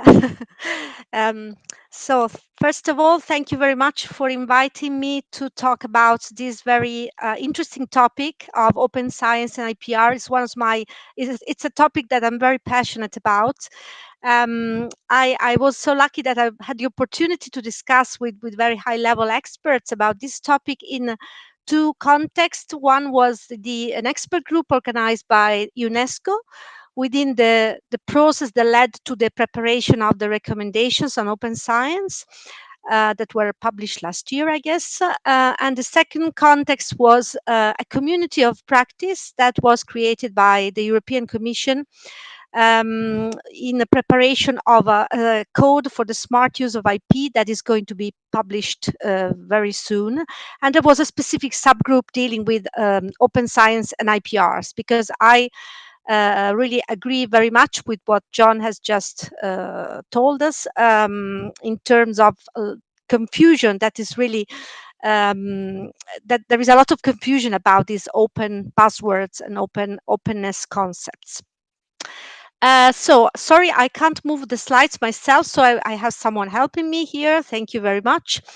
I would like to bring to the discussion today the perspective of a knowledge transfer manager, of a practitioner, someone like me who every day supports researchers and academics in creating value out of their research, and this takes place mostly through the management of IP. And I want to make an initial disclaimer. I'm not going to talk about copyright on scientific publications, because this is a different story. It's not what I do every day. The kind of IPR we manage is IPRs that are related to the technology transfer process. So the next slide, please. The first consideration I would like to make is that when we talk about open science and IPR in a university context, we feel a tension. We perceive there is sort of a conflict between the two concepts. And I must say that I myself, when a few years ago I first heard talking about open access. It was the first part of the open science movement that was introduced by the European Commission. I was I had some doubts. I wanted to understand more, because you know that we tech transfer people, we like to keep things confidential. We like to sign a lot of non-disclosure agreements. So this idea of opening was a little bit scary to me. But then when I really understood what it was about, I felt really relieved in a way, I jumped to the conclusion from my speech today. I understood that we can really have both. We can combine both. But I will really agree with John, because researchers, it's really difficult for our researchers to understand uh, the process here. And so for example, a few months ago, we met a research group. They wanted to understand whether one of their technologies could be patentable. So we did some prior art search. We tried to understand if it was new, if it was inventive, and we decided that it was not. And so the PI said, okay, I can't patent this. Then I will go for open science, as if the two things could be are alternatives, different options, which is not the case. Next slide, please. So we don't want to, you had already some presentations, we don't want to define what open science is, what IPRs are, but I would like just to mention that the open science is really an umbrella concept, meaning very different things. And this picture here comes from the recommendations from the UNESCO, and I think this is the part that applies to what I'm talking about today. So it's the part of the open science movement that has to do with the open scientific knowledge, basically.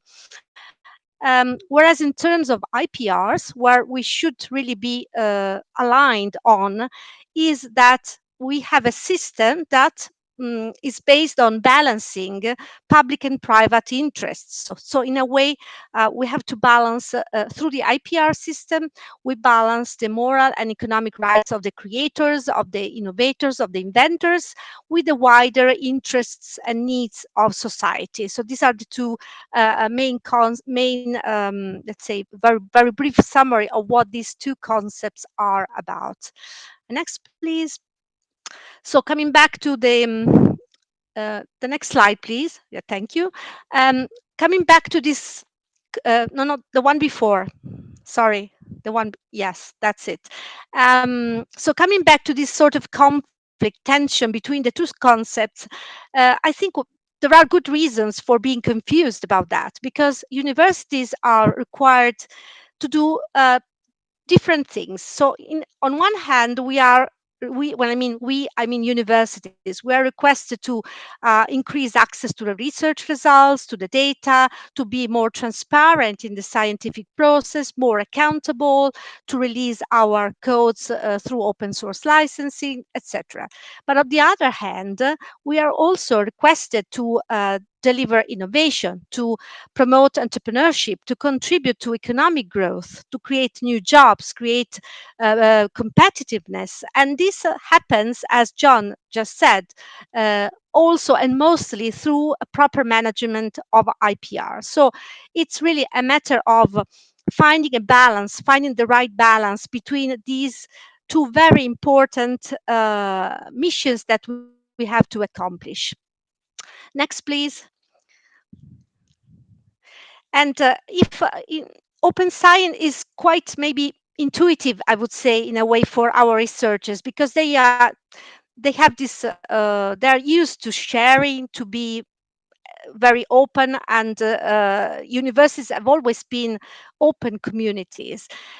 It's more difficult, less intuitive, I would say, for researchers to understand what IPR are and mean for the university. So IPRs, the simple way of putting this is that IPRs are a tool to support, to create more value out of research results, because research results produced by universities are typically early stage.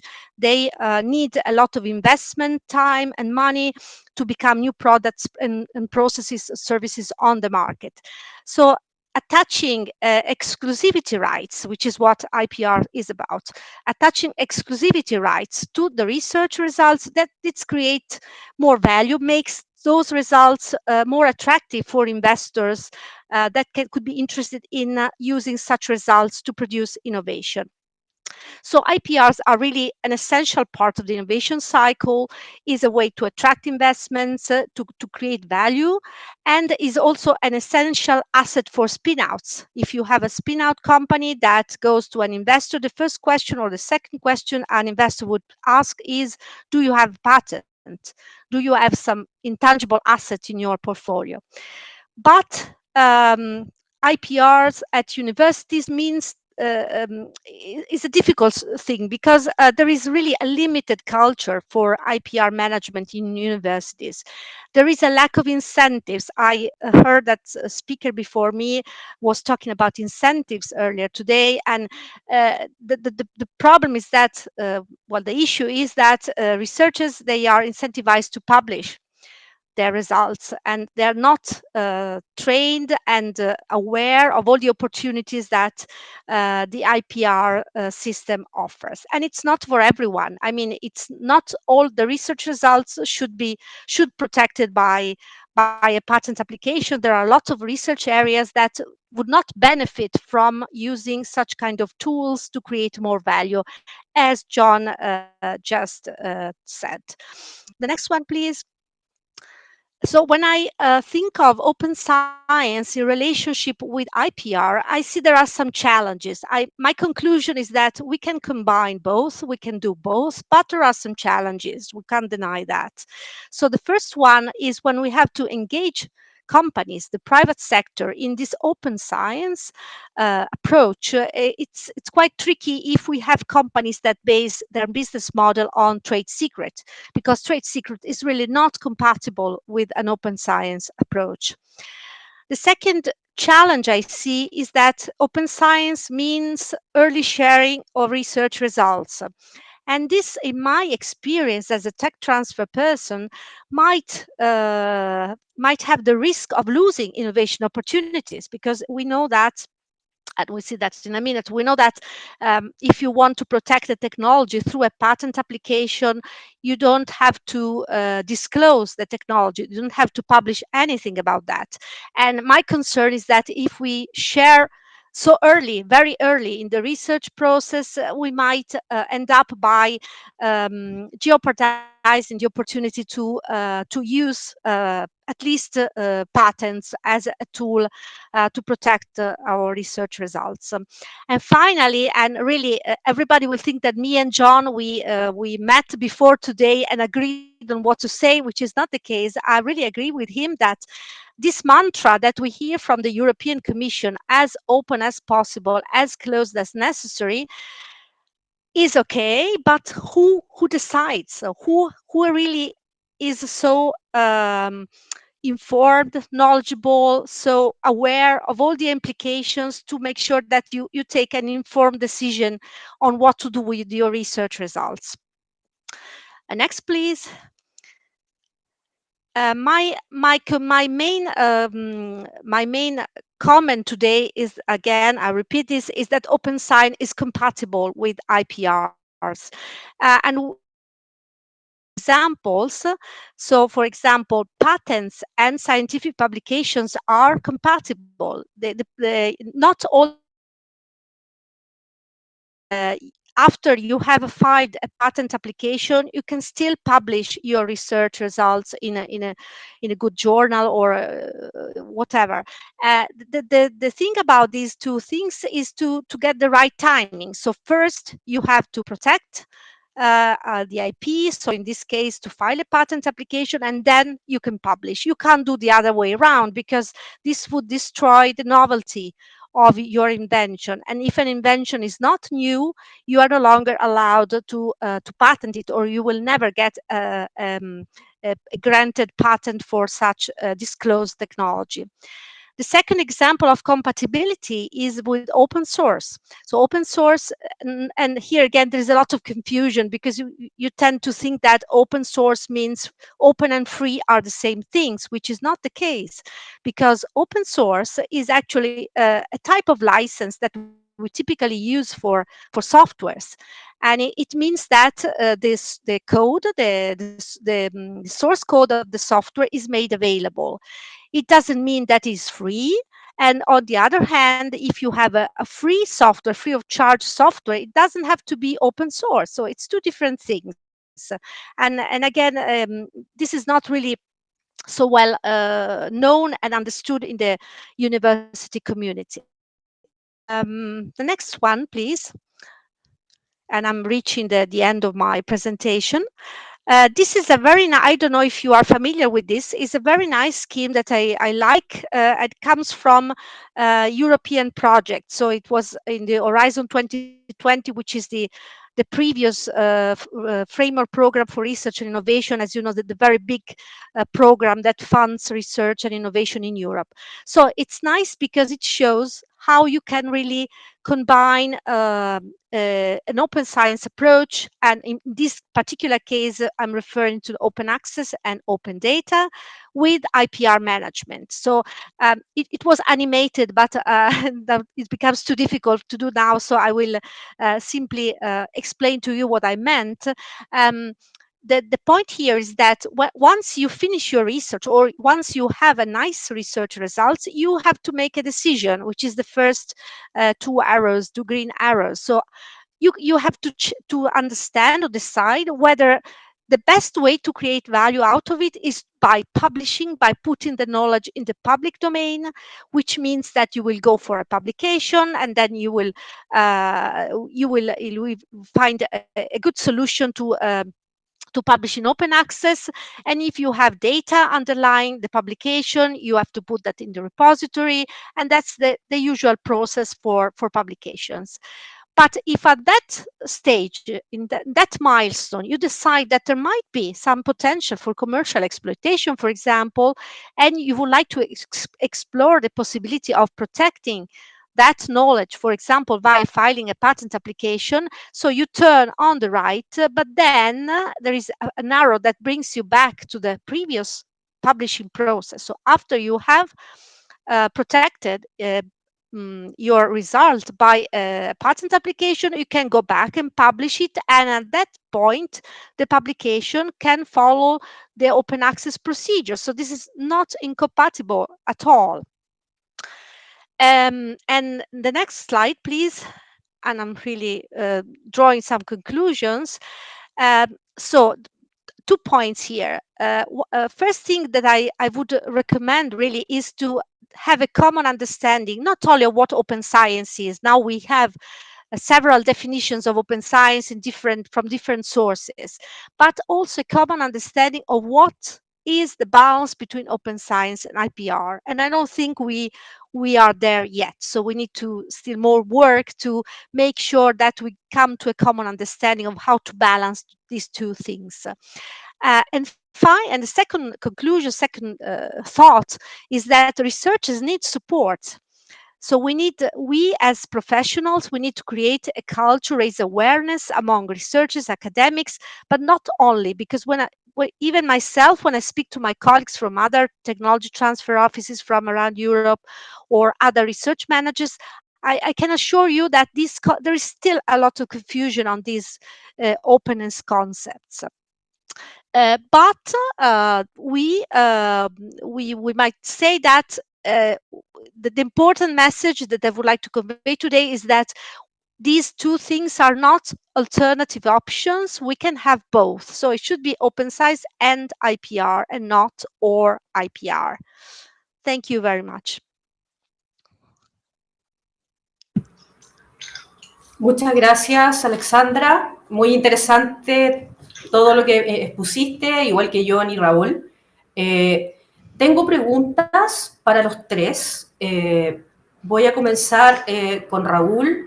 Voy a seguir el mismo orden que las presentaciones para que no nos perdamos con los públicos y también ojalá pudiésemos vernos todos en la misma mesa o en la misma pantalla, no sé cómo ya decirlo, esto ya es como un poco...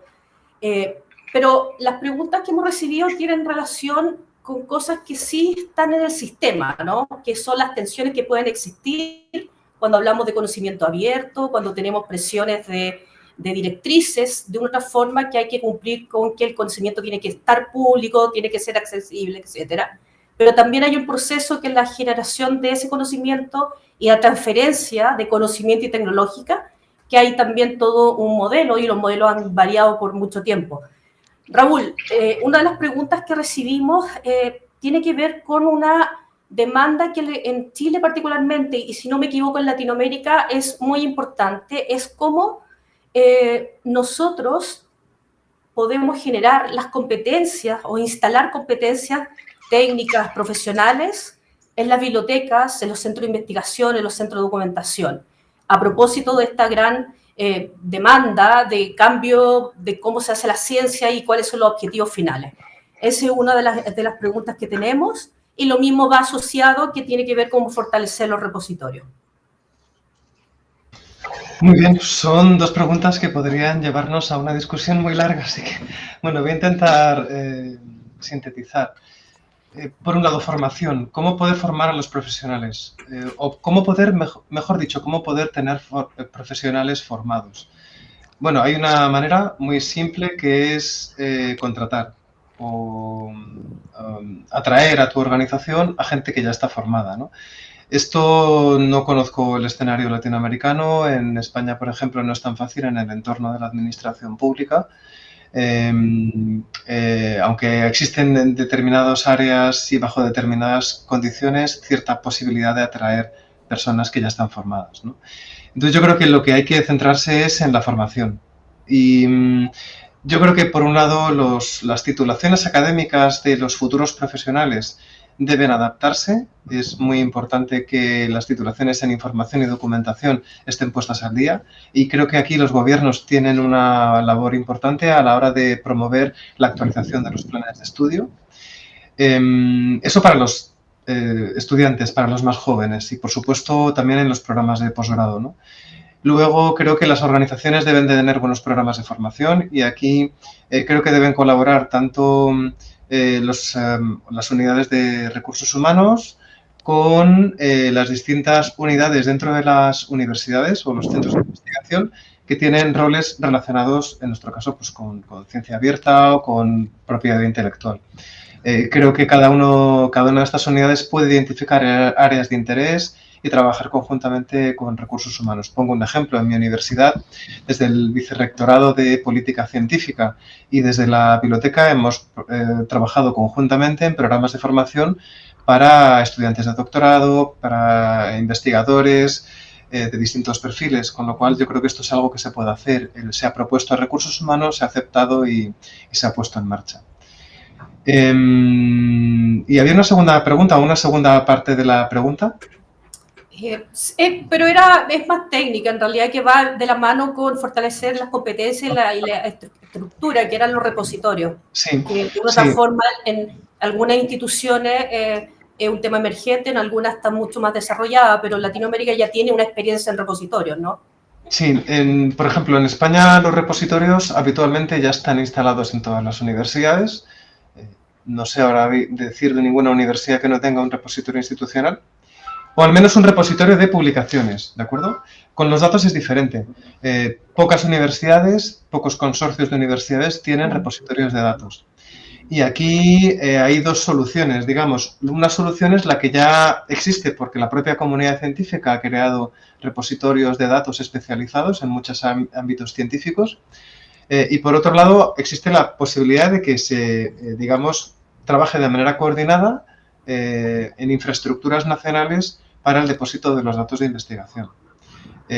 Sobre esto hay alguna iniciativa en España de la que no puedo hablar porque son situaciones actualmente preliminares, pero es la otra solución. O bien la comunidad científica se organiza, o bien los estados o bien las regiones se organizan para poner en marcha infraestructuras. Yo creo que es importante tener en cuenta que poner en marcha, mantener y gestionar un repositorio implica muchos recursos, especialmente si hablamos de dinero público. Colaborar con otras instituciones para tener repositorios centralizados puede ser una buena alternativa en términos de sostenibilidad. Ok, muchas gracias, Raúl. Sigo con John. John, tengo unas preguntas que a mi parecer son bien complejas, pero te voy a pedir un poquito de paciencia para ello. I'll do my best. Pero es parte de la conversación. Mira, lo que se levanta es una cosa muy amplia, pero parece que a la comunidad nos duele mucho, ¿no? Que es cómo se puede reducir las tensiones que hay entre propiedad intelectual y acceso abierto al conocimiento, que es parte de los temores que hay dentro de las comunidades, tanto científicas, públicas, los que están encargados de llevar a cabo estas directrices de ciencia abierta. ¿Qué tensión hay? ¿Qué es lo que se puede resolver? ¿Hacia dónde va? ¿En un ecosistema abierto como tal? ¿En un híbrido? Pero, ¿cuáles son las mejores herramientas dentro del proceso? Considerando que debe tener un valor. O sea, debe haber un valor en este proceso de generar transferencia de conocimiento y que tenga algunos de los detalles sean en acceso abierto. Entonces, esa es un poco la pregunta. So I think it's easier to deal with this problem in practical terms than it is when we talk about this at a conference in big theoretical terms. So for example, the original talk for opening this conference focused on things like the need for the open data movement for treating COVID. That is a very exceptional situation where you've got lots of big giant universities and big research centers that can get together for an incredibly significant problem. And that, from a value standpoint, the world generated more value by having everybody cooperate in that setting. That's a very specific setting. Oftentimes what a university or a research center is going to be doing is working on a very specific area of research. They will generate an idea. Most of those ideas will actually have zero commercial value. That's just a fact. Most of those ideas will have zero commercial value. The best way to deal with those is going to be make them freely accessible. Not because free access is somehow always superior. It's just in those settings, that information, get it out there. Maybe it's even you did a research project and the results failed. Get that information out there. Someone else can learn from it, and then they can take that knowledge, and then potentially that next idea will be commercially valuable. When you've got an idea, though, that has strong potential for commercial value, as Alessandra talked about, and she can talk about this in so much more detail than me, this is her life. If you start to give it away too early, now you kill the commercial value. And what I worry about, when I have given talks on technology transfer and valuation, I spend a lot of time in countries like Argentina, Chile, Thailand, and even China in its earlier years, where the knowledge transfer system out of the universities was really evolving. And a lot of the universities at the time aren't generating the types of commercial innovations that might come from an MIT or a Harvard or a Berkeley. And so it's like, well, how do we get there? And what you have to do is you have to start taking the steps, which is, Why, like, I think one of the most practical things to do is, if you're not sure, my general advice would be, especially in a country like Chile where it's not that expensive to get a patent, get the patent, right? Start there. And then if you find, okay, you know what, we just went out and got 10 patents and none of them are generating value, be ready to release those out to the public. That's okay. You patented it. It wasn't that expensive.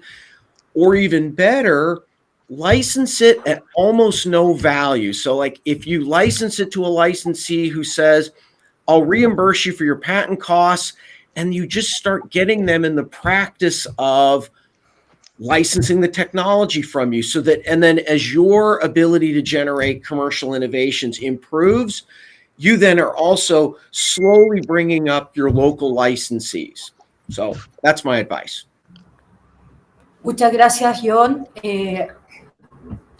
Alexandra, tengo preguntas un poco más concisas, pero tiene tu presentación, que llamaron la atención, por lo menos de lo que recibimos, es si, según tu experiencia, el trabajar o educar con los investigadores en que la ciencia abierta es compatible con la transferencia de conocimiento y los derechos de propiedad intelectual. ¿Cuál es la experiencia que tienes tú dentro de tu rol en la universidad? ¿Y cuál es el desafío, el gran desafío que tenemos, tantos nosotros a nivel institucional, que estamos dando directriz en esta línea, pero también en las propias universidades? Eso como un tema. Y otro tema que llama la atención y que les gustó es como quién decide, a propósito de la frase tan conocida por todos y que está acuñada en tantas partes, ¿quién decide? ¿Cuáles son los avances que han tenido dentro de Europa sobre el quién decide, o todavía estamos en la etapa que no sabemos quién decide? Muchas gracias. Yeah, we start from the second one. I think we are still in the situation where we don't know who decides. So basically, because it's so difficult, because you researchers are free to do their research, which is very good. So they are autonomous and free in doing their research. And so that's why it's really difficult. And here's where the role of support services, in my experience, are very important, which means for the support services that are based in the departments of the researchers, and the support services at central level. So if I have a dream, and I would imagine my ideal organization is an organization where you have skilled people in the support services, which can help really academics, because a researcher has so many things to do. They have to teach, they have to do research, they have to write applications, and they have to deal with a lot of cross-cutting issues, even when they prepare their proposals or manage their projects. So having the opportunity to really rely on specialized support services would be really very good. Linked to this comment, the problem why we are here in this situation where it's so difficult is also because it's so difficult to do what John says, to understand which is the right strategy to create value. Is so difficult because research results that the university produces are really very early stage. Sometimes you don't even know if there is a market need for that, if there is someone who could use that in the future. So that's, to me, it's really the very, very big issue. The fact that the research result is early stage, and it's difficult to give a value to that, and consequently to understand whether, okay, let's publish everything because it's the right thing to do, or well, look, this might have some commercial value. Let's see if we can better patent it, and then we'll see what happens. This is really, really very difficult. So no answer from me, just every day by day experience of having a lot of troubles in supporting academics with the research results, very honestly. Muy bien, muchas gracias. Agradecemos sus excelentes presentaciones, sus respuestas muy aclaratorias para todos nosotros. Así que Muchas gracias nuevamente y esperemos vernos pronto en otra reunión y ojalá ya también un poco más presencial también y conocernos. Hasta luego, muchas gracias. Chao.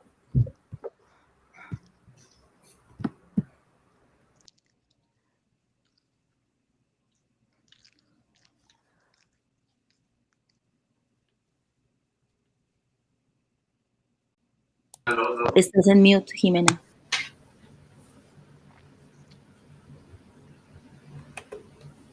Perfecto. Muchísimas gracias a las y los panelistas, a quienes nos compartieron sus preguntas y, por supuesto, a Patricia Muñoz por la moderación durante esta interesante conversación en torno a la transferencia del conocimiento en la era del acceso abierto. Ahora es momento de que nos tomemos un receso de 15 minutos y luego volvamos con el siguiente panel sobre nuevas tendencias en la evaluación de la investigación científica. Entonces nos vemos en esta misma conexión en 15 minutos.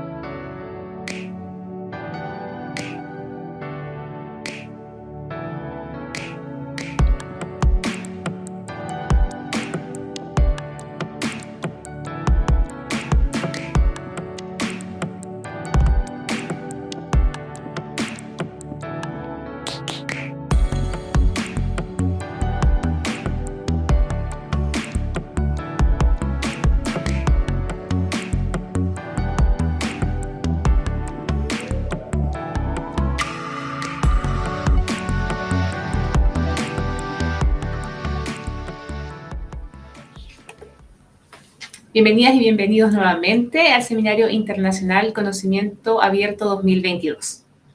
Ahora es momento de presentar al panel nuevas tendencias en la evaluación de la investigación científica, que será moderado por la coordinadora territorial de la Subsecretaría de Ciencia, Tecnología, Conocimiento e Innovación, Catalina Terra.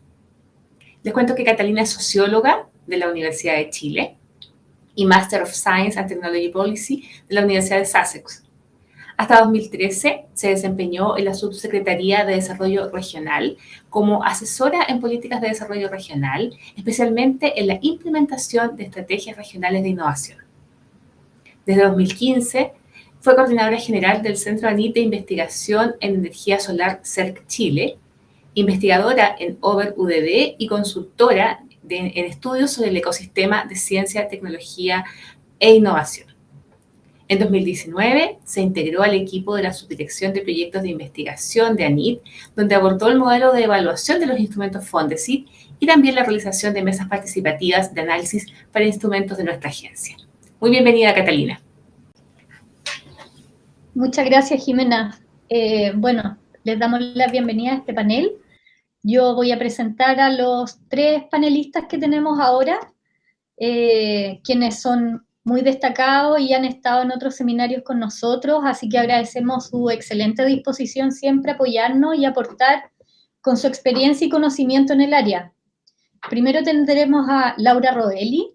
Laura es coordinadora del Foro Latinoamericano de Evaluación Científica FOLEC de Claxo y es miembro del Consejo Ejecutivo de la Declaración de San Francisco sobre Evaluación de la Investigación, DORA. Su trabajo en FOLEC Claxo está orientado a consolidar un espacio latinoamericano para la conformación de las políticas y prácticas de evaluación académica en la región.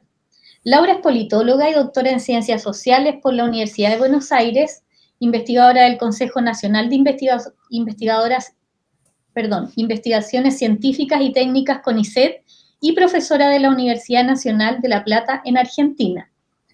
A continuación, tendremos a Rodrigo Costas. Él es investigador senior del Centro de Estudios de Ciencia y Tecnología de la Universidad de Leiden, en Países Bajos. Sus áreas de especialización incluyen los campos de la ciencia de la información y la cienciometría. Actualmente se desempeña como investigador senior en el Center for Science and Technology Studies de la Universidad de Leiden, en Países Bajos, desde donde coordina varios proyectos científicos en otros países. Sus líneas de investigación están relacionadas con el desarrollo de nuevas herramientas e indicadores bibliométricos y nuevos mecanismos para poder analizar la actividad científica con enfoque en el estudio académico individual mediante metodologías bibliométricas y cienciométricas avanzadas. Recientemente desarrolló el estudio Altmetrics, orientado a desarrollar nuevos enfoques teóricos y analíticos para estudiar las interacciones entre redes sociales y la ciencia.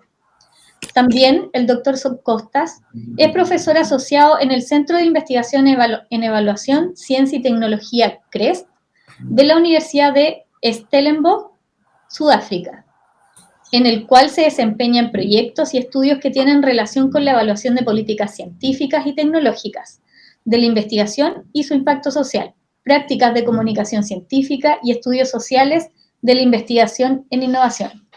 Además, es doctor en Biblioteconomía y Documentación por el CSIC en España. Les damos la bienvenida. Finalmente, tendremos a Frances Downey.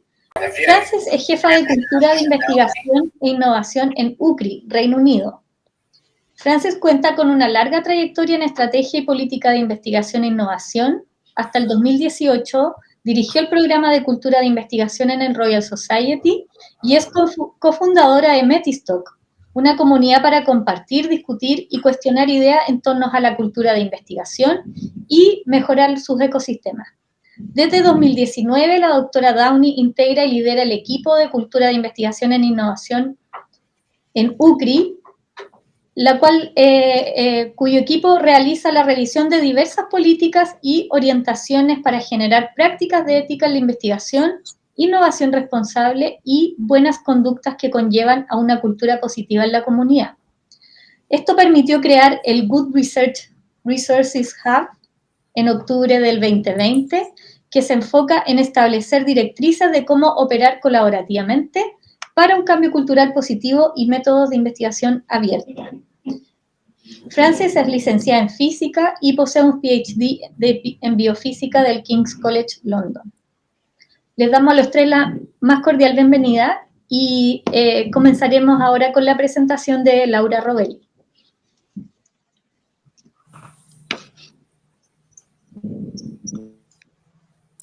Muy bien, muchas gracias. En principio, desde el Foro Latinoamericano de Evaluación Científica de Claxo, queremos agradecer la invitación para participar de este seminario y también es un honor compartir este panel con valiosos especialistas e investigadores en la temática. Así que si ya puedo ver mi presentación.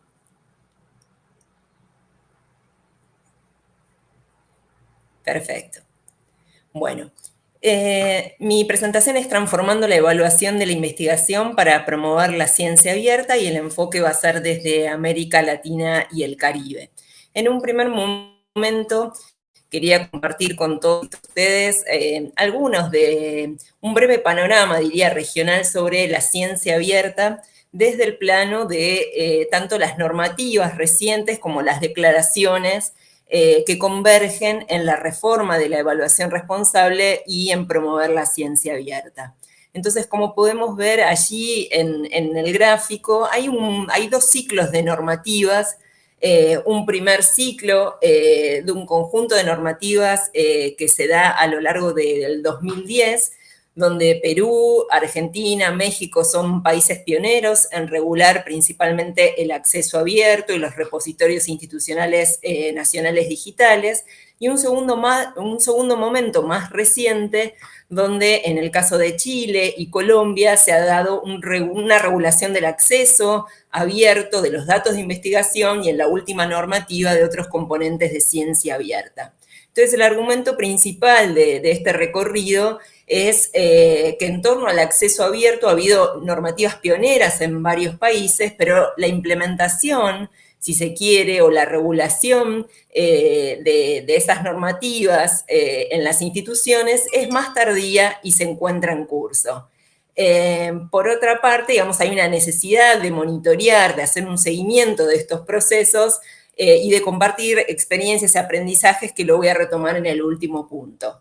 Con respecto a las declaraciones, tenemos otros dos momentos, uno iniciático en torno al acceso abierto, que se da en el 2000 con la Declaración del Salvador, que incluso es unos años posterior a la de Budapest Internacional, y luego tenemos dos declaraciones, la de Panamá de Ciencia Abierta en 2018 y la de Claxo-Folec en torno a la evaluación responsable de la investigación que se da entre 2020 y 2022.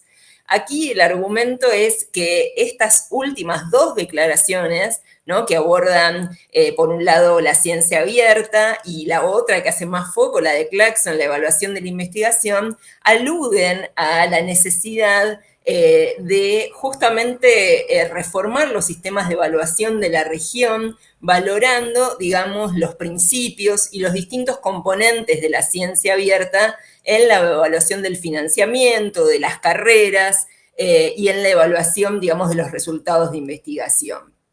En este momento, Claxo está por lanzar en unas semanas también un relevamiento, un mapeo justamente de reforma, ya de la implementación de esta declaración en América Latina y el Caribe.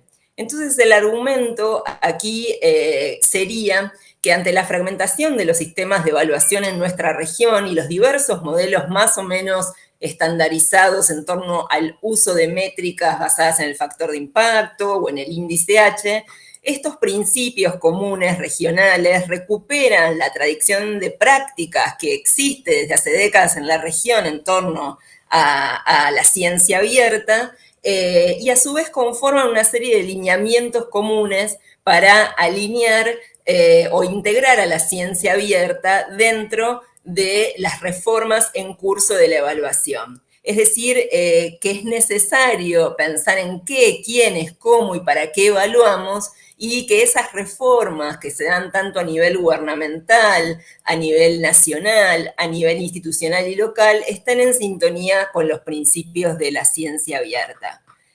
¿cómo, digamos, podemos avanzar sobre esta implementación de la reforma? Bueno, en la diapositiva anterior, ahí, digamos, recuperando algunos de los aprendizajes que hemos tenido desde el FOLEC, bueno, pensamos que es necesario apostar a diseños participativos y ascendentes para generar instrumentos de evaluación en sintonía con la ciencia abierta, diversidad, apuntar a una diversidad de enfoques de evaluación en diálogo con las tradiciones, con los ecosistemas de ciencia y tecnología que hay en la región y con algunos de los instrumentos existentes. Y por supuesto llevar a cabo cambios incrementales que armonicen, que coordinen las prácticas de evaluación y las metodologías de evaluación de la ciencia abierta, fomentando sus componentes, sus diversos componentes y principios, ¿no? Y por supuesto la formación y el financiamiento para concretar, digamos, la apertura en muchos de nuestros países y apostar a las infraestructuras federadas, compartidas e interoperables. Acá retomo un modelo posible para pensar, digamos, estos procesos de reforma, que es el de NOSEC, que justamente, bueno, apunta, ¿no?, cómo desde las infraestructuras, desde los usuarios, las comunidades de práctica en torno a la ciencia abierta, bastante prolíficas en nuestra región, y desde la transformación de incentivos concretos en la evaluación, bueno, podemos pensar políticas más integrales, digamos, más en coherencia con estos principios. En la tercera diapositiva quería sí mencionar algunas, digamos, recomendaciones que desde estudios del FOLEC venimos siguiendo para promover la ciencia y sobre todo en particular en relación con el financiamiento de la investigación. Entonces, algunas de las investigaciones, una reciente que tuvimos el apoyo del IDRC para ver modelos de evaluación del financiamiento, nos llevan a pensar, junto con otra bibliografía en la temática, la necesidad de hacer una transición hacia una evaluación y una financiación de la investigación más integral, que justamente, como mencionaba antes, diversifique metodologías más situadas en nuestros distintos contextos y en particular que jerarquice la publicación de revistas indexadas no solo en base internacionales, sino también en las regionales y nacionales, en acceso abierto, sin el pago de APCs ni de BPCs en el caso de los libros, ¿no? E incentivar a través de la evaluación del financiamiento, la posibilidad de compartir datos de investigación de manera preliminar, la disponibilidad de esos datos, los resultados provisorios para que puedan ser discutidos o compartidos con investigadores, las plataformas abiertas y los principios FAIR, entre otros, ¿no?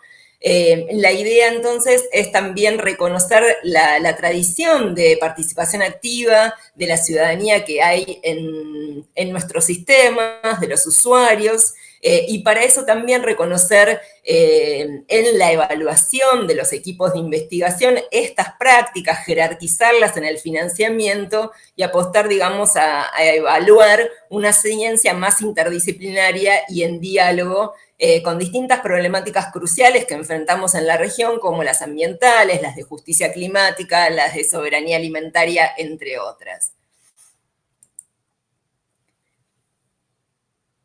Entonces, finalmente quería comentar que existen actualmente diversas iniciativas para el monitoreo, como sabemos, de la ciencia abierta a nivel global, a nivel, digamos, regional. Estamos, digamos, participando en esas iniciativas internacionales, pero lo que vemos es que el monitoreo de la implementación de prácticas de ciencia abierta y su evaluación a nivel nacional, bueno, es todavía bastante inicial e incipiente en las políticas de cada uno de los países de la región. Si se quiere, hay una experiencia a la sumar otras, que es el Comité de Ciencia Abierta y Ciudadana en Argentina, promovido por el MinCit de Argentina, que ha sido un buen ejemplo, digamos, de un comité que coordina, que monitorea, que hace un seguimiento de la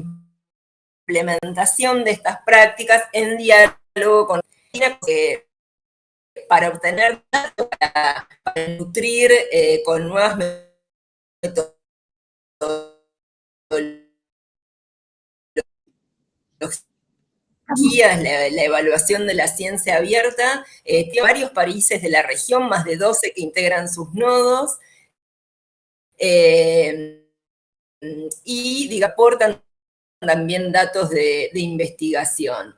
Y por supuesto, para cada país que decida monitorear, digamos, estas prácticas, algunas de las dimensiones claves son las políticas de ciencia abierta a nivel nacional e institucional, la producción científica, los datos de investigación disponibles, el uso de licencias abiertas, el uso de indicadores persistentes para recuperar esos datos, las experiencias de ciencia participativa y ciudadana a nivel nacional y local,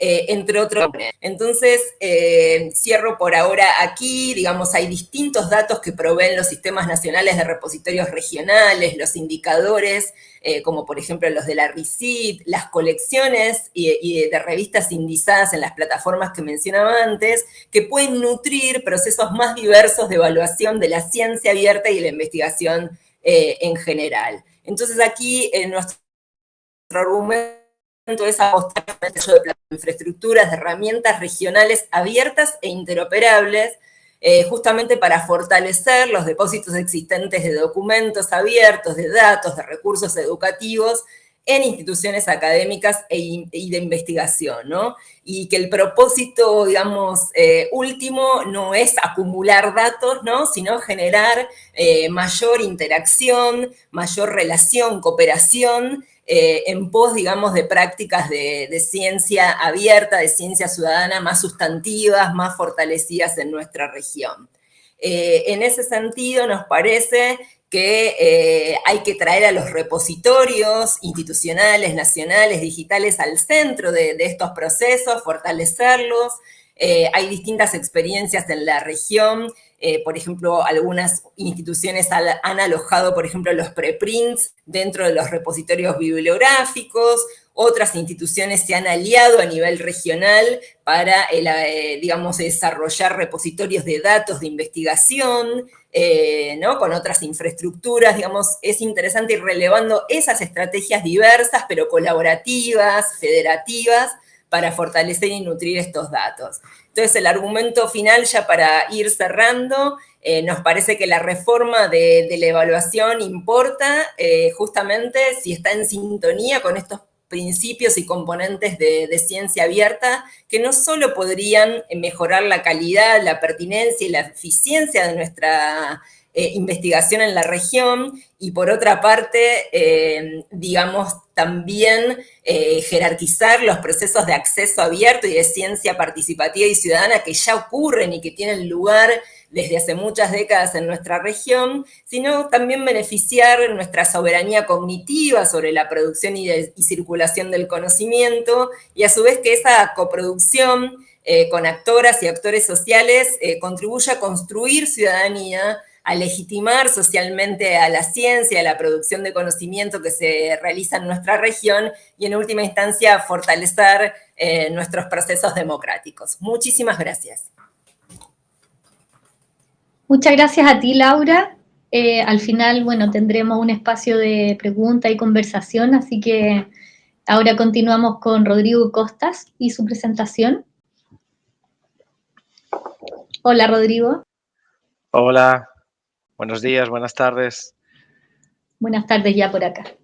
Sí. ¿Compartimos entonces mi presentación? Ahí está. Bueno, pues muchísimas gracias, Catalina, muchísimas gracias, Anit, también por este espacio, por digamos, esta oportunidad de compartir algunas ideas y de poder compartirlas con Laura, con Frances, y tener este espacio de debate. Creo que es una gran oportunidad y que nos ayuda a todos un poco en este progreso hacia otro tipo de evaluación científica, que es un poco al final lo que todos queremos. La principal temática o el principal elemento que yo quiero traer a esta mesa, a este panel, tiene que ver con el rol que la cienciometría puede o debe jugar en digamos, en este cambio, en esta transformación que está teniendo lugar con respecto a la evaluación académica. Un poco voy a elaborar mi discurso, digamos, mi presentación alrededor de tres principales ideas. Uno, La primera, lo que sería una discusión de lo que son las perspectivas clásicas en la evaluación, particularmente en lo que tiene que ver con el uso de la cienciometría. La segunda, en los cambios que estamos presenciando con respecto a las, a las perspectivas que tienen que ver con la evaluación científica. Y el tercer punto será precisamente donde hago una reflexión más profunda sobre cuál puede ser ese nuevo rol de la cienciometría en toda esta transformación, en todo este cambio. Bueno, vamos a empezar un poco con esa reflexión de cuáles han sido las perspectivas más clásicas en lo que tiene que ver con la evaluación científica, en lo que tiene que ver con el uso de la cienciometría. Y, bueno, yo creo que todos estaremos de acuerdo en que un poco la cienciometría, si ha ganado alguna fama o mala fama, ha sido precisamente en lo que ha tenido que ver con el desarrollo de indicadores como el índice H, como el factor de impacto, o con todo lo que tiene que ver con los rankings en la ciencia, rankings de organizaciones, rankings de investigadores, rankings de prácticamente cualquier tipo, que en el fondo lo que están haciendo es reduciendo una complejidad grande de actividades, de actores, de interacciones en uno o pocos indicadores que intentan un poco reducir esa complejidad. Y ese es precisamente el punto que quiero, traer aquí a la discusión. Es decir, este quizás es la perspectiva de reducir todas esas perspectivas, reducir todas esas dinámicas, reducir todos esos actores que contribuyen a la generación de conocimiento científico, y nos olvidamos de lo principal, que es intentar entender ese ecosistema, intentar entender, de hecho, cómo se genera ese conocimiento y cómo ese conocimiento llega después a la sociedad.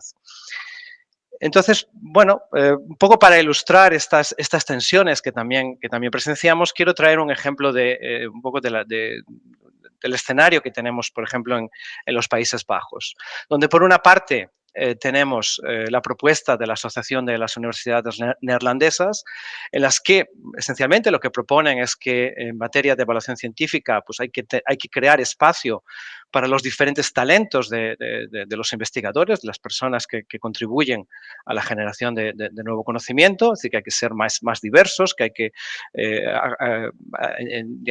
acomodar los diferentes resultados que los investigadores hacen, que no son solamente publicaciones científicas, son los datos, como comentaba Laura, son software, otro tipo de resultados que muchas veces no están ni siquiera en las bases de datos cienciométricas. Entonces, por un lado tenemos esta dinámica y por otro lado tenemos dinámicas o propuestas como la del nuevo chair del mayor financiador holandés, que es el NWO, que básicamente sugería que la ciencia tiene que ser tratada un poco como los deportes competitivos, donde pues, la competición entre investigadores, la competición entre instituciones juega un papel más importante y, bueno, pues digamos, herramientas como los rankings pues serían importantes en ese desarrollo, ¿no? Esa creencia de que con la competición la ciencia mejora. Bueno, como os podréis imaginar, esto generó un gran debate, particularmente en los medios sociales. Muchos colegas, muchos investigadores de los Países Bajos, pues un poco expresaron su desacuerdo con esta nueva, con esta propuesta del chair del NWO. Y básicamente recordaban que precisamente hacia donde nos estamos moviendo es hacia evaluaciones, pues eso, más diversas, más inclusivas y que sean capaces de capturar más la realidad de lo que es la generación de conocimiento científico. Un poco el papel que tiene la cienciometría en estos dos mundos es que de hecho puede, informar cualquiera de los dos. Es decir, la cienciometría se ha utilizado en el pasado pues, para el desarrollo de esos indicadores más competitivos, esos rankings, pero por otro lado, y este es el punto que hoy quiero reforzar, quiero enfatizar, la cienciometría también nos da herramientas precisamente para capturar toda esa diversidad, para un poco ser capaces de monitorizar, de observar todo ese proceso de diversidad de producción, de colaboración en la producción, de entender cómo esa generación ese conocimiento científico también llega o no a la sociedad. Y un poco lo que quiero es enfatizar esta idea, que la cienciometría también tiene mecanismos, tiene métodos y muchos de nosotros nosotros estamos muy interesados en el desarrollo de estos métodos para, digamos, expandir lo que es nuestro conocimiento sobre el ecosistema académico. Bueno, también quiero un poco traer aquí todos los cambios recientes que están teniendo lugar digamos, en el ámbito científico, en el ámbito de la, digamos, de la gobernanza académica. Laura ya mostró algunos ejemplos en el contexto latinoamericano. En el contexto pues, más europeo, pues tenemos, por ejemplo, declaraciones como las de Dora, el manifiesto de Leiden, lo que se conoce como la Metric Tide, un informe que hace una reflexión sobre cómo se utiliza, cuáles son los métodos más responsables de utilizar indicadores cuantitativos para la evaluación científica y, por supuesto, todo el trabajo que FOLE, que está haciendo en Latinoamérica, creo que también es de gran importancia. Es decir, hay una respuesta en este sentido por parte de la comunidad científica de cara a cambiar los métodos de cómo evaluamos la ciencia y también cómo recompensamos el trabajo de los investigadores y de los que contribuyen a la generación de conocimiento científico. Tenemos además también todo el movimiento que tiene que ver con la investigación e innovación responsable, todo lo que tiene que ver con investigación ética, investigación donde hay igualdad de género, donde se es inclusivo en materia de investigadores que vienen de comunidades diferentes, todo lo que tiene que ver también con una gobernanza más justa de la ciencia, el aspecto de la ciencia abierta que ya mencionaba Laura en su presentación, es decir, la importancia que tiene que esta ciencia sea abierta y que llegue también a la sociedad, también entender cómo esta sociedad está, digamos, participando, entendiendo, colaborando con esos actores científicos y, por ejemplo, pues cómo la ciencia también contribuye a esa educación. Y pues estos son todos elementos que están más presentes o estarán más presentes en la evaluación académica del futuro. Y, por supuesto, tenemos también los cambios que están teniendo lugar dentro del contexto de la Unión Europea, es decir, donde hay una propuesta y un acuerdo para una reforma de la evaluación académica, donde todas estas ideas de una evaluación más diversa, más inclusiva, que sea más contextual, que considere un poco digamos, las necesidades sociales, también las necesidades y los contextos de los agentes académicos, pues que toda esa evaluación tenga todos estos aspectos en cuenta y, sobre todo, pues el recompensar una diversidad mayor de actividades y de contribuciones de lo que se hace tradicionalmente con el mero recuento de publicaciones o de citas. Y por ponerlo en un ejemplo, es decir, ya son bastantes años que en los Países Bajos pues, hay un sistema de evaluación que es contextual, que es además institucional, es grupal, es colectivo. Es lo que se conoce como el Strategy Evaluation Protocol, en donde las unidades que se evalúan por sus objetivos, por sus estrategias, es decir, no es una evaluación top-down, es una evaluación con respecto a lo que las unidades esperan o esperaban conseguir. Es, por tanto, contextual. Digamos que quien la encarga es normalmente el board, la dirección de esas unidades, donde hay un grupo de expertos que, bueno, pues en base a determinadas evidencias, determinadas contribuciones, determinadas informaciones que normalmente elabora la propia unidad que está siendo evaluada, lo que hace es una reflexión sobre, bueno, pues si esa unidad ha sido capaz de conseguir esos objetivos, cuáles han podido ser los problemas, cuáles han podido ser las limitaciones de esa unidad de cara a conseguir los objetivos propuestos en un primer lugar. Y al final, digamos, el resultado de la evaluación no es un ranking, no es una posición, es realmente una posición en el sentido de una propuesta de mejora de esa unidad, de esa organización. Es importante entender aquí que incluso lo que clásicamente entenderíamos como buenas instituciones pueden todavía recibir recomendaciones de mejora. Es decir, la mejor universidad o el mejor grupo de investigación en Holanda todavía puede recibir recomendaciones de hacia dónde pueden mejorar su trabajo, hacia dónde pueden, por ejemplo, intentar llegar a otros grupos sociales con su trabajo. Es decir, que la filosofía de este tipo de evaluación realmente es mejorar el sistema, mejorar a las universidades, más que establecer un sistema de competición entre ellas. Y bueno, esto me lleva todo un poco a cuál es el rol de la cienciometría en todo este escenario, en todo este contexto. Y creo que se podría reducir un poco en presentar la cienciometría no como una herramienta para medir impactos, para medir, digamos, rendimiento académico, que es un poco lo que ha sido digamos, la perspectiva general, la perspectiva canónica de la cienciometría, para entender que la cienciometría lo que es una fuente de datos y de evidencia muy rica. La cienciometría nos informa sobre contenidos, desarrollos temáticos, nos informa sobre los actores que están contribuyendo a la producción de conocimiento científico, también a las relaciones que se establecen, las relaciones de afiliación, pero también relaciones de colaboración o de movilidad que se pueden observar a través de los datos cienciométricos. Todo lo que tiene que ver, por supuesto, con la ciencia abierta, como el acceso abierto, la compartición de datos, información fundamental sobre la composición de las fuerzas de trabajo de las universidades y de los países, y también de aspectos demográficos importantes, como puede ser la distribución de género, como decía antes, pues la movilidad, la edad de esa fuerza de trabajo, que son todo información fundamental para, digamos, desarrollar una política científica que sea realmente contextual con respecto a cómo se está produciendo el conocimiento científico. Tenemos también otras propiedades, otros elementos como el tiempo, como los idiomas, también muy importantes si queremos tener una ciencia que también sea multilingüe, las diferentes formas de contribución que tienen los investigadores, es decir, que no es solo, digamos, escribir artículos, es también recopilar datos, es también procesarlos, es también, digamos, un poco establecer relaciones, y todo eso muchas veces no se tiene en cuenta, es decir, que hay diferentes formas de especialización de los investigadores en cuanto a la generación de conocimiento. Y finalmente también información sobre lo que yo prefiero denominar como interacciones, aunque clásicamente se les considera como impactos, es decir, las citas. Para mí y para muchos de nosotros, las citas realmente lo que capturan son diferentes interacciones cognitivas, es decir, artículos que influencian a otros.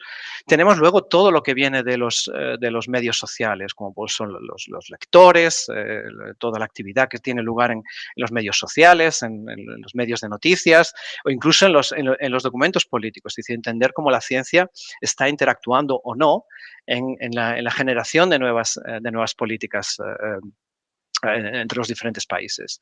Es decir, todo esto, si lo lleváramos a una idea sencilla, sería que la cienciometría un poco lo que tiene por delante es ser capaz de producir una mayor diversidad de perspectivas. Es decir, en el lugar, digamos, el camino opuesto sería la reducción a indicadores de esta complejidad de actividades, de indicadores, de dinámicas que tiene lugar en la generación de conocimiento científico. Por tanto, digamos, esa nueva cienciometría, su labor sería más bien el desarrollar, el presentar esa diversidad más que el intentar reducirla.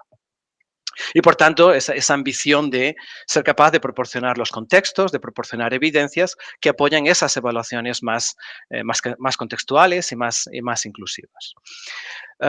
Quisiera decir un par de palabras sobre la cuestión de la cobertura, porque este es un debate bastante amplio en el mundo cienciométrico. Y un poco lo que me gustaría es resaltar estos cambios que están teniendo lugar en tanto en cuanto ya no tenemos que, digamos, restringirnos a bases de datos clásicas como la Web of Science o Scopus. Es decir, hay una gran variedad de bases de datos, para mencionar OpenAles, Dimensions, Crossref, incluso ORCID como una base de datos de información sobre los investigadores que es muy completa. Y por supuesto no podemos olvidarnos aquí de todo lo que son las bases de datos más locales. Estoy mencionando aquí Cielo, Redalic. Es decir, todas estas son bases de datos que con el tiempo se han desarrollado de una forma bastante, muy avanzada, y los cienciómetras, los investigadores en cienciometría pueden también desarrollar investigación en base a estas nuevas y viejas bases de datos. Así que bueno, voy a acabar ya mi presentación y realmente voy a poner este desafío que tenemos en el campo de la cienciometría, que yo resumiría como, digamos, esta idea, ¿no? Cómo conseguimos hacer visible lo que actualmente es invisible en lo que tiene que ver con la generación del conocimiento científico. Es decir, cómo a través de nuestros datos o como a través incluso de otros datos, de otras fuentes, podemos identificar pues, colaboraciones, interacciones, otros actores que también son importantes en la generación de conocimiento. Porque todo esto es lo que nos va a permitir permitir tener el mejor, digamos, las mejores herramientas, el mejor contexto para hacer nuestras evaluaciones científicas. Bueno, terminaré aquí. Muchas gracias a todos por vuestra atención. Muchas gracias, Rodrigo. Muy interesante tu presentación. Ahora seguimos con Frances Downey. Frances. Hello.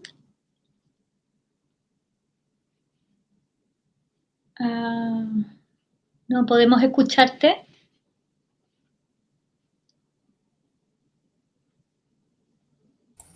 Does that work? Yeah, that's right. Hola. And you can just jump in your presentation. Gracias. Hola, buenos días. Gracias por invitarme a hablar hoy. And I will now speak in English because my Spanish isn't very good. So I am going to share my slides. There we go. Thank you very much.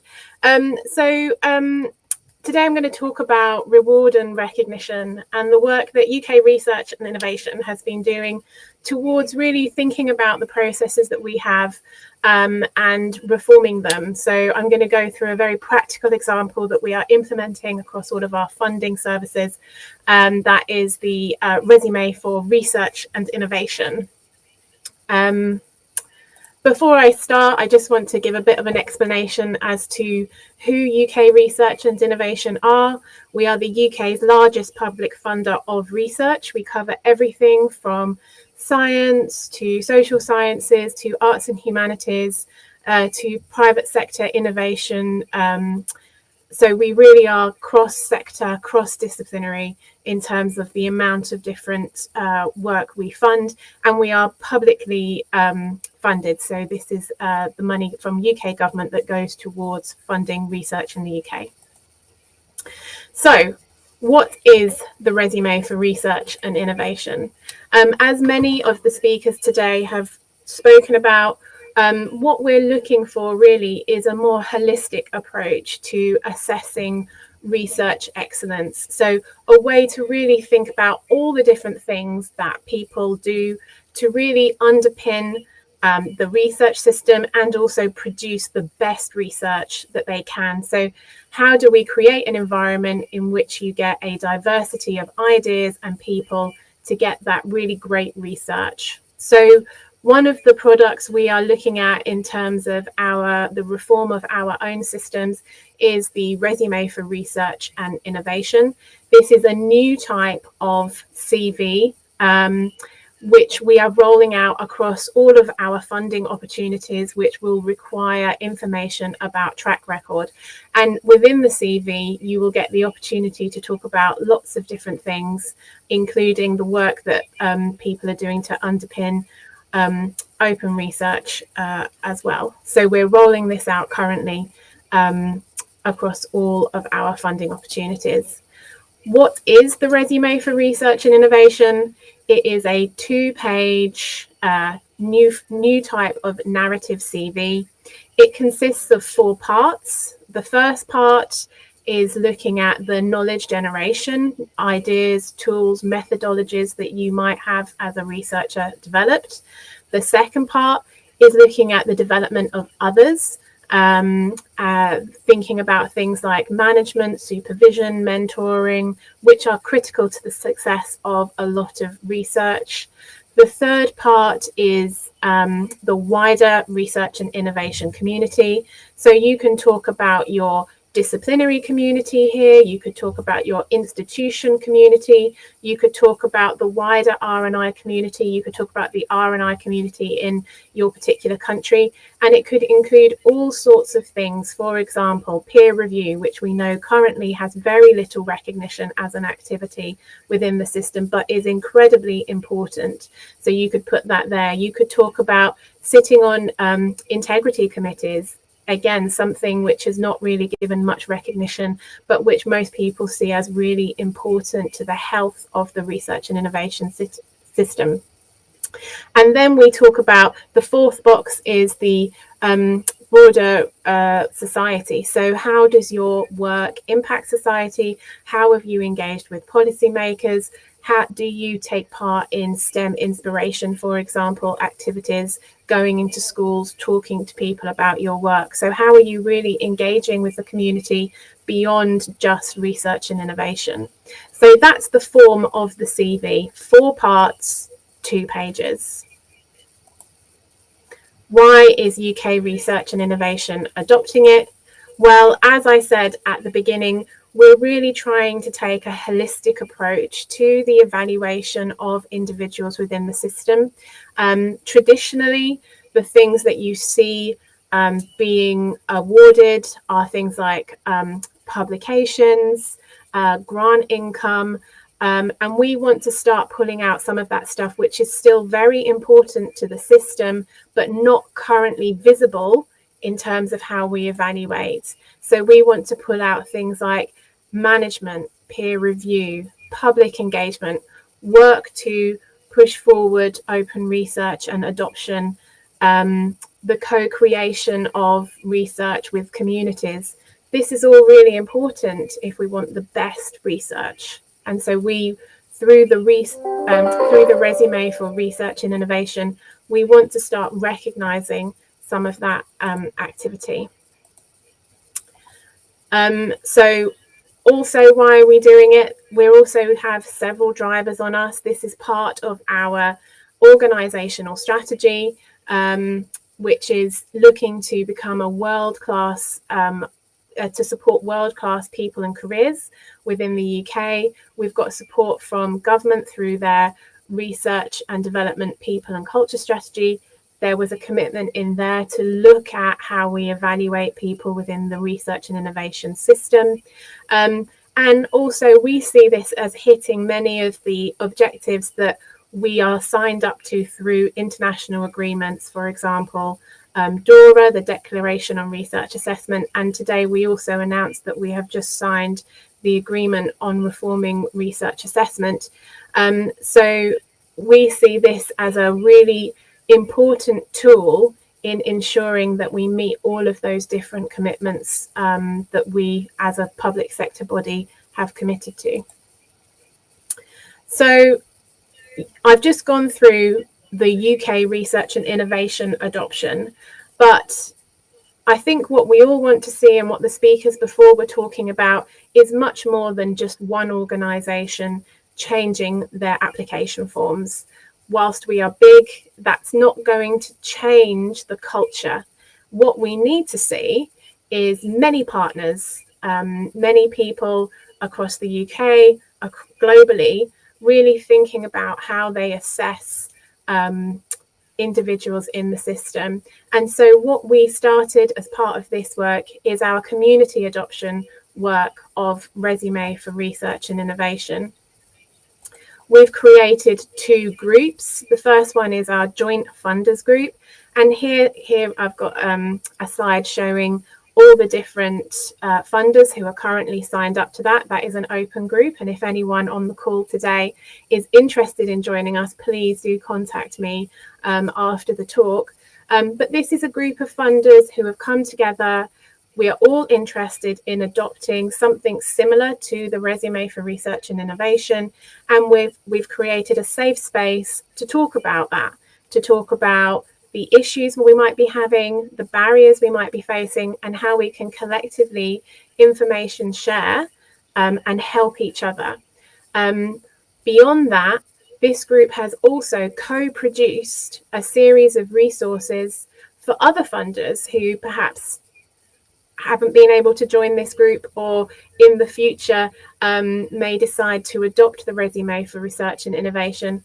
And these resources help those funders go on this journey because, you know, as those of you on the call who work for funders will know, changing your application forms is not an easy thing to do. It's quite technical. There are lots of things that you have to consider. And so really these resources are just bringing together all the learning that we've done collectively to help others follow us on that adoption journey. So that's our joint funders group. The second group is our alternative uses group. So this is about looking at how the CV might be used in promotion, in hiring, in professional development. So here you can see we've got lots of universities in this group, as well as professional bodies and other organisations that are interested in supporting researcher careers. And as with the Joint Funders Group, this group is doing the same thing. It's creating a safe space where people going on the same adoption journey can come together, talk about the problems they are having, and help resolve them collectively. And as with the previous group, this group are also putting together resources that will help others who haven't been able to join this group follow them and help them change their processes in the future. So this all of these co-produced resources are coming together on our resume library, which is available. I can share the link shortly in the chat. And we have lots of different groups involved. We've got lots of different resources coming out of it. And what we've really tried to do is really think about practically, how do we make these changes that we have all been thinking about? How do we come together and make them collectively, so we're not all going off in different directions doing different things? And then how can we share that knowledge beyond us with the wider community? So this has been a lot of work. It's an ongoing project. And as I said, if anyone is interested in joining either of these groups, please do contact me after the talk. So that's it. That's all I've got to say. Thank you.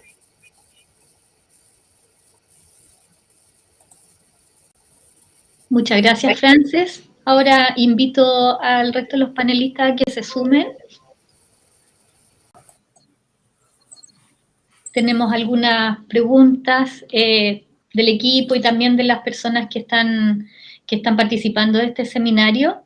Entonces quería partir señalando, bueno, a grandes rasgos los tres nos indican un poco lo que decía Rodrigo, cómo hacer visible y medible de cierta forma lo invisible, poder generar un mayor reconocimiento de toda la actividad que está involucrada en investigación, no solamente como la punta del iceberg, que es este paper, y cómo la comunidad ha generado sus propias propuestas para ir cambiando esto a través de lo que, por ejemplo, el manifiesto Leiden o Dora, o distintos movimientos acá también en Latinoamérica, y cómo las agencias de financiamiento también han avanzado en poder solucionar estas críticas.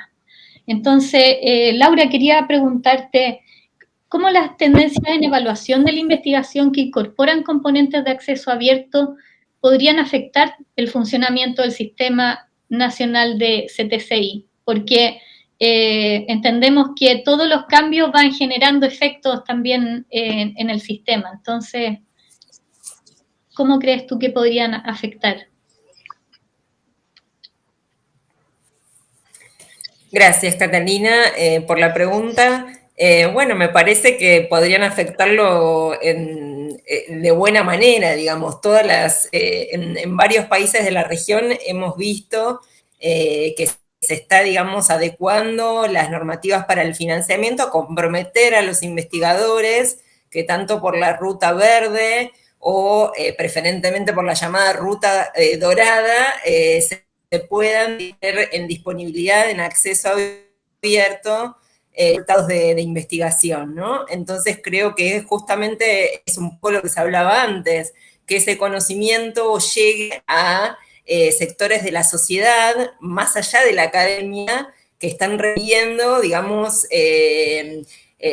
distintas resoluciones de sus problemas y que tienen también un conocimiento tácito, un conocimiento local, que a su vez puede nutrir esas investigaciones, ¿no? Entonces me parece que, en definitiva, la apertura abre comunidades de investigación, abre a otros investigadores en la región, abre esos saberes a la resolución de algunos de los problemas acuciantes que tenemos que requieren de conocimiento local y conocimiento de las comunidades.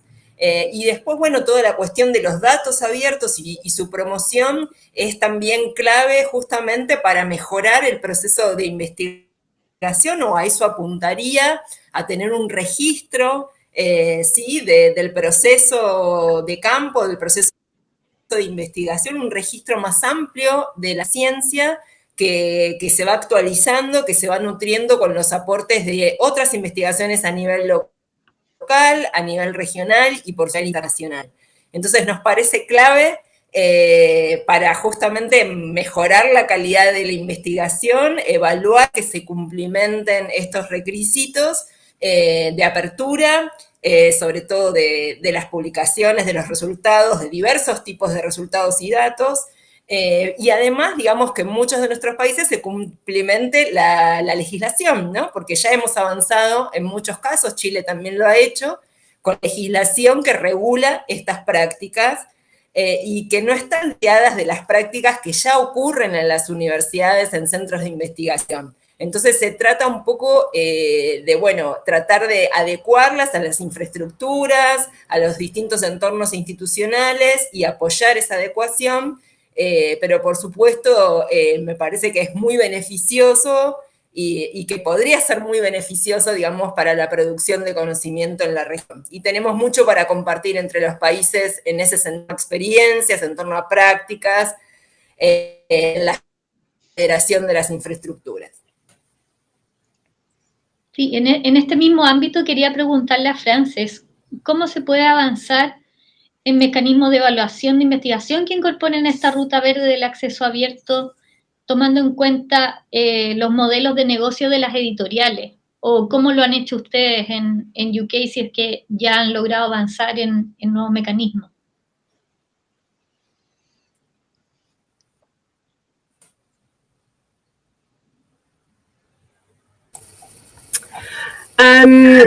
So I lead our work really thinking about reward and, sorry, I think I've left my phone on, so I hope you can't hear that. There we go. Sorry, I was listening to the translation on the phone. So I really think about the resume for research and innovation in the round. So we think about how that is taking a holistic approach to reward and recognition in terms of the different types of open access that we have. You know, we've recently published our open access policy, who my colleague Rachel Bruce, who is head of open research, is seeing through, and that's really leading the way in terms of UK moves towards open access, and that applies across all UK research and innovation funding streams. Gracias. Rodrigo, tú, bueno, nos comentaste todos estos nuevos tipos de indicadores que se pueden usar, y nuestra pregunta es, a nivel mundial, ¿cuál es el nivel de adopción de las Altmetrics en las agencias de financiamiento, universidades y comunidad científica? ¿Cómo ha sido esa experiencia y qué lecciones han podido sacar de esto? Bueno, para mí, o sea, en mi conocimiento no hay realmente ninguna aplicación práctica de la que yo tenga conocimiento. En el contexto del SEP sí conozco nuestro propio caso, donde utilizamos indicadores altmétricos un poco para, en el caso de mi instituto, para mostrar, por ejemplo, interacciones en otras comunidades, es decir, otras comunidades que identificábamos en Twitter, que identificábamos digitalmente, que tenían un interés en nuestros trabajos. Pero de modo sistemático, de modo generalizado, no conozco ninguna agencia de financiación que realmente haya adoptado ni las altmétricas ni tampoco desarrollos cuantitativos, digamos, cienciométricos avanzados. Muchas veces creo que están todavía en el paradigma del factor de impacto, de las citas, de, bueno, un poco esas ideas que planteaba. Y al resto del panel les quería preguntar si ven como factible el uso de estas altmetrics, por ejemplo, en la decisión de financiamiento de las agencias de financiamiento, o lo ven más bien orientado hacia otros usos. Laura, Frances. Sí, como me parece se mencionó anteriormente, no hay una metodología que resuelva todo, porque de eso nos estamos alejando, ¿no? De un solo indicador o de un conjunto de indicadores que digamos, sobre esa base se distribuía el financiamiento.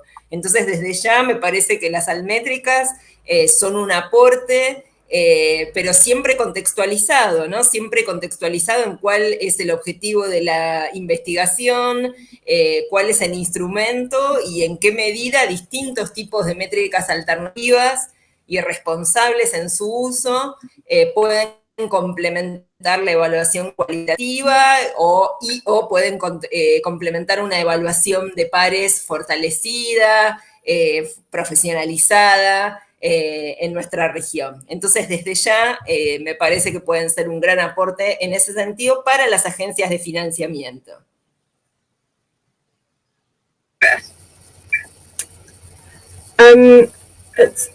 So I can see a lot of I can see a lot of crossover between the areas covered by the scientometrics and resume for research and innovation.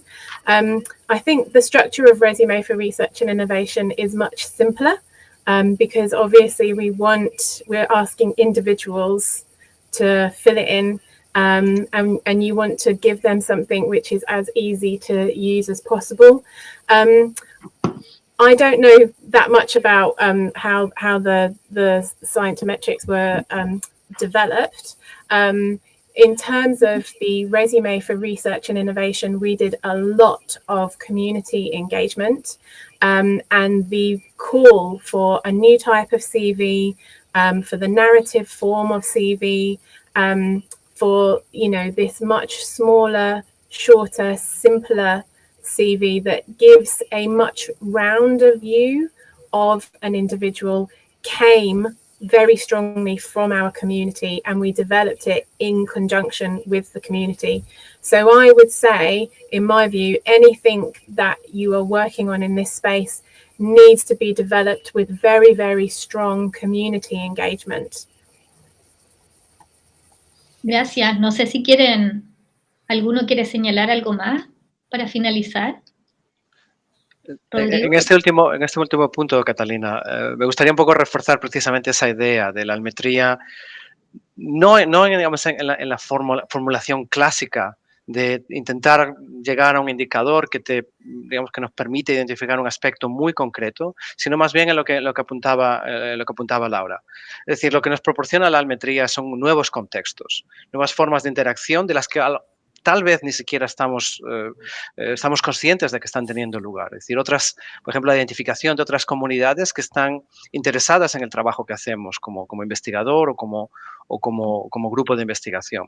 Es decir, diría ese doble rol, contextualización y también un poco de herramienta de descubrimiento, ¿no? De descubrimiento de otros aspectos, otras dinámicas de las que a lo mejor ni siquiera éramos conscientes. Muchas gracias. Bueno, ya estamos cerrando el panel. Agradecemos enormemente la participación de Laura, de Frances y de Rodrigo. Señalarle a las personas que están escuchando, que están viendo, esto va a quedar grabado, lo van a poder ver en YouTube, en el canal de ANIT, públicamente disponible, así que agradecemos aparte a todo el equipo que ha estado detrás de este seminario. Muchas gracias.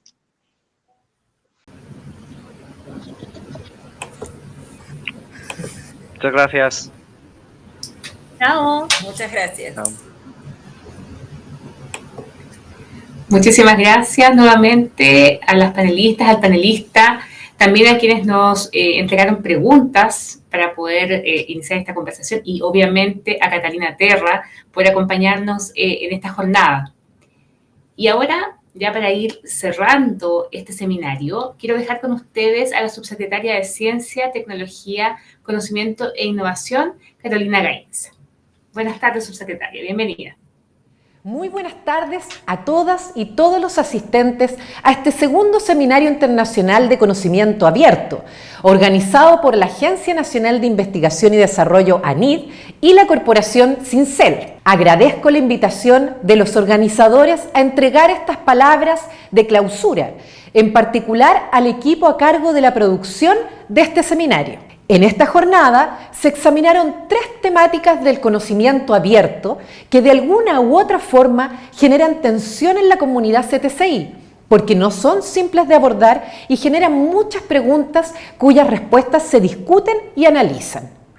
En la era digital en la que vivimos, el que los datos científicos sean abiertos y reutilizables presenta distintas ventajas para diversos actores. Para la comunidad científica, significa que el conocimiento generado por los pares se pueda reutilizar, lo que genera una mayor eficiencia, productividad y visibilidad en los procesos de investigación al no duplicar esfuerzos en la recopilación de datos. Por otra parte, si los datos científicos son abiertos, las y los investigadores pueden conseguir una mayor cooperación, aunque se encuentren en distintos lugares y pertenezcan a distintas disciplinas. Además, también la sociedad se beneficia al acceder libremente al conocimiento que muchas veces ha financiado a través de sus impuestos. Y para los organismos públicos implica estándares mínimos de transparencia, rendición de cuentas y trazabilidad de los resultados de investigación obtenidos con los fondos públicos. Cuando hablamos sobre transferencia y conocimiento abierto, por lo general la mayoría de las personas piensa que son temas incompatibles. Sin embargo, la ciencia y el conocimiento abierto es compatible con la transferencia de conocimiento y con los derechos de propiedad intelectual. Es una excelente noticia, ya que son las universidades y centros de investigación, entre otros, los llamados a transmitir el conocimiento que genera al tejido social y productivo. Las nuevas tendencias en evaluación de la investigación en la era digital y de la ciencia y conocimiento abierto abre un espacio importante de reflexión para repensar lo que estamos y queremos evaluar, cómo lo estamos haciendo y lo que queremos hacer a futuro, para qué, para quién. ¿Cuáles son los incentivos que nos permitirán estimular a las y los investigadores a compartir y transferir el conocimiento que producen de una forma distinta a la actual? Al final del día, todas estas temáticas nos llevan a pensar que avanzamos hacia una nueva forma de acceder, gestionar y usar el conocimiento científico que se genera con fondos públicos, lo que permite descentralizar la investigación, democratizar el conocimiento, articular al sector público y privado y tener un desarrollo más sostenible. En resumen, colocar la investigación al servicio de las personas y sus necesidades. Finalmente, felicito nuevamente a la NID y a la Corporación Cincel por organizar este tipo de espacios de reflexión y aprendizaje, y espero que los sigan organizando, ya que estas instancias nos permiten conocer las experiencias y perspectivas internacionales, junto con ser una vitrina de los avances que Chile tiene en la materia y cómo se inserta en el ecosistema de ciencia y acceso abierto a escala mundial. Que tengan todas y todos una excelente tarde y una bonita jornada. Muchísimas gracias, subsecretaria, por sus palabras. Quisiera, ya para finalizar, reiterar los agradecimientos a nombre de la Agencia Nacional de Investigación y Desarrollo y de la Corporación Cincel para quienes han sido parte de la segunda versión de este encuentro. También comentarles que pueden seguir nuestros contenidos en @anitinforma y @anit_abierta a través de nuestras redes sociales. Y, por supuesto, desearles una excelente tarde. Muchas gracias.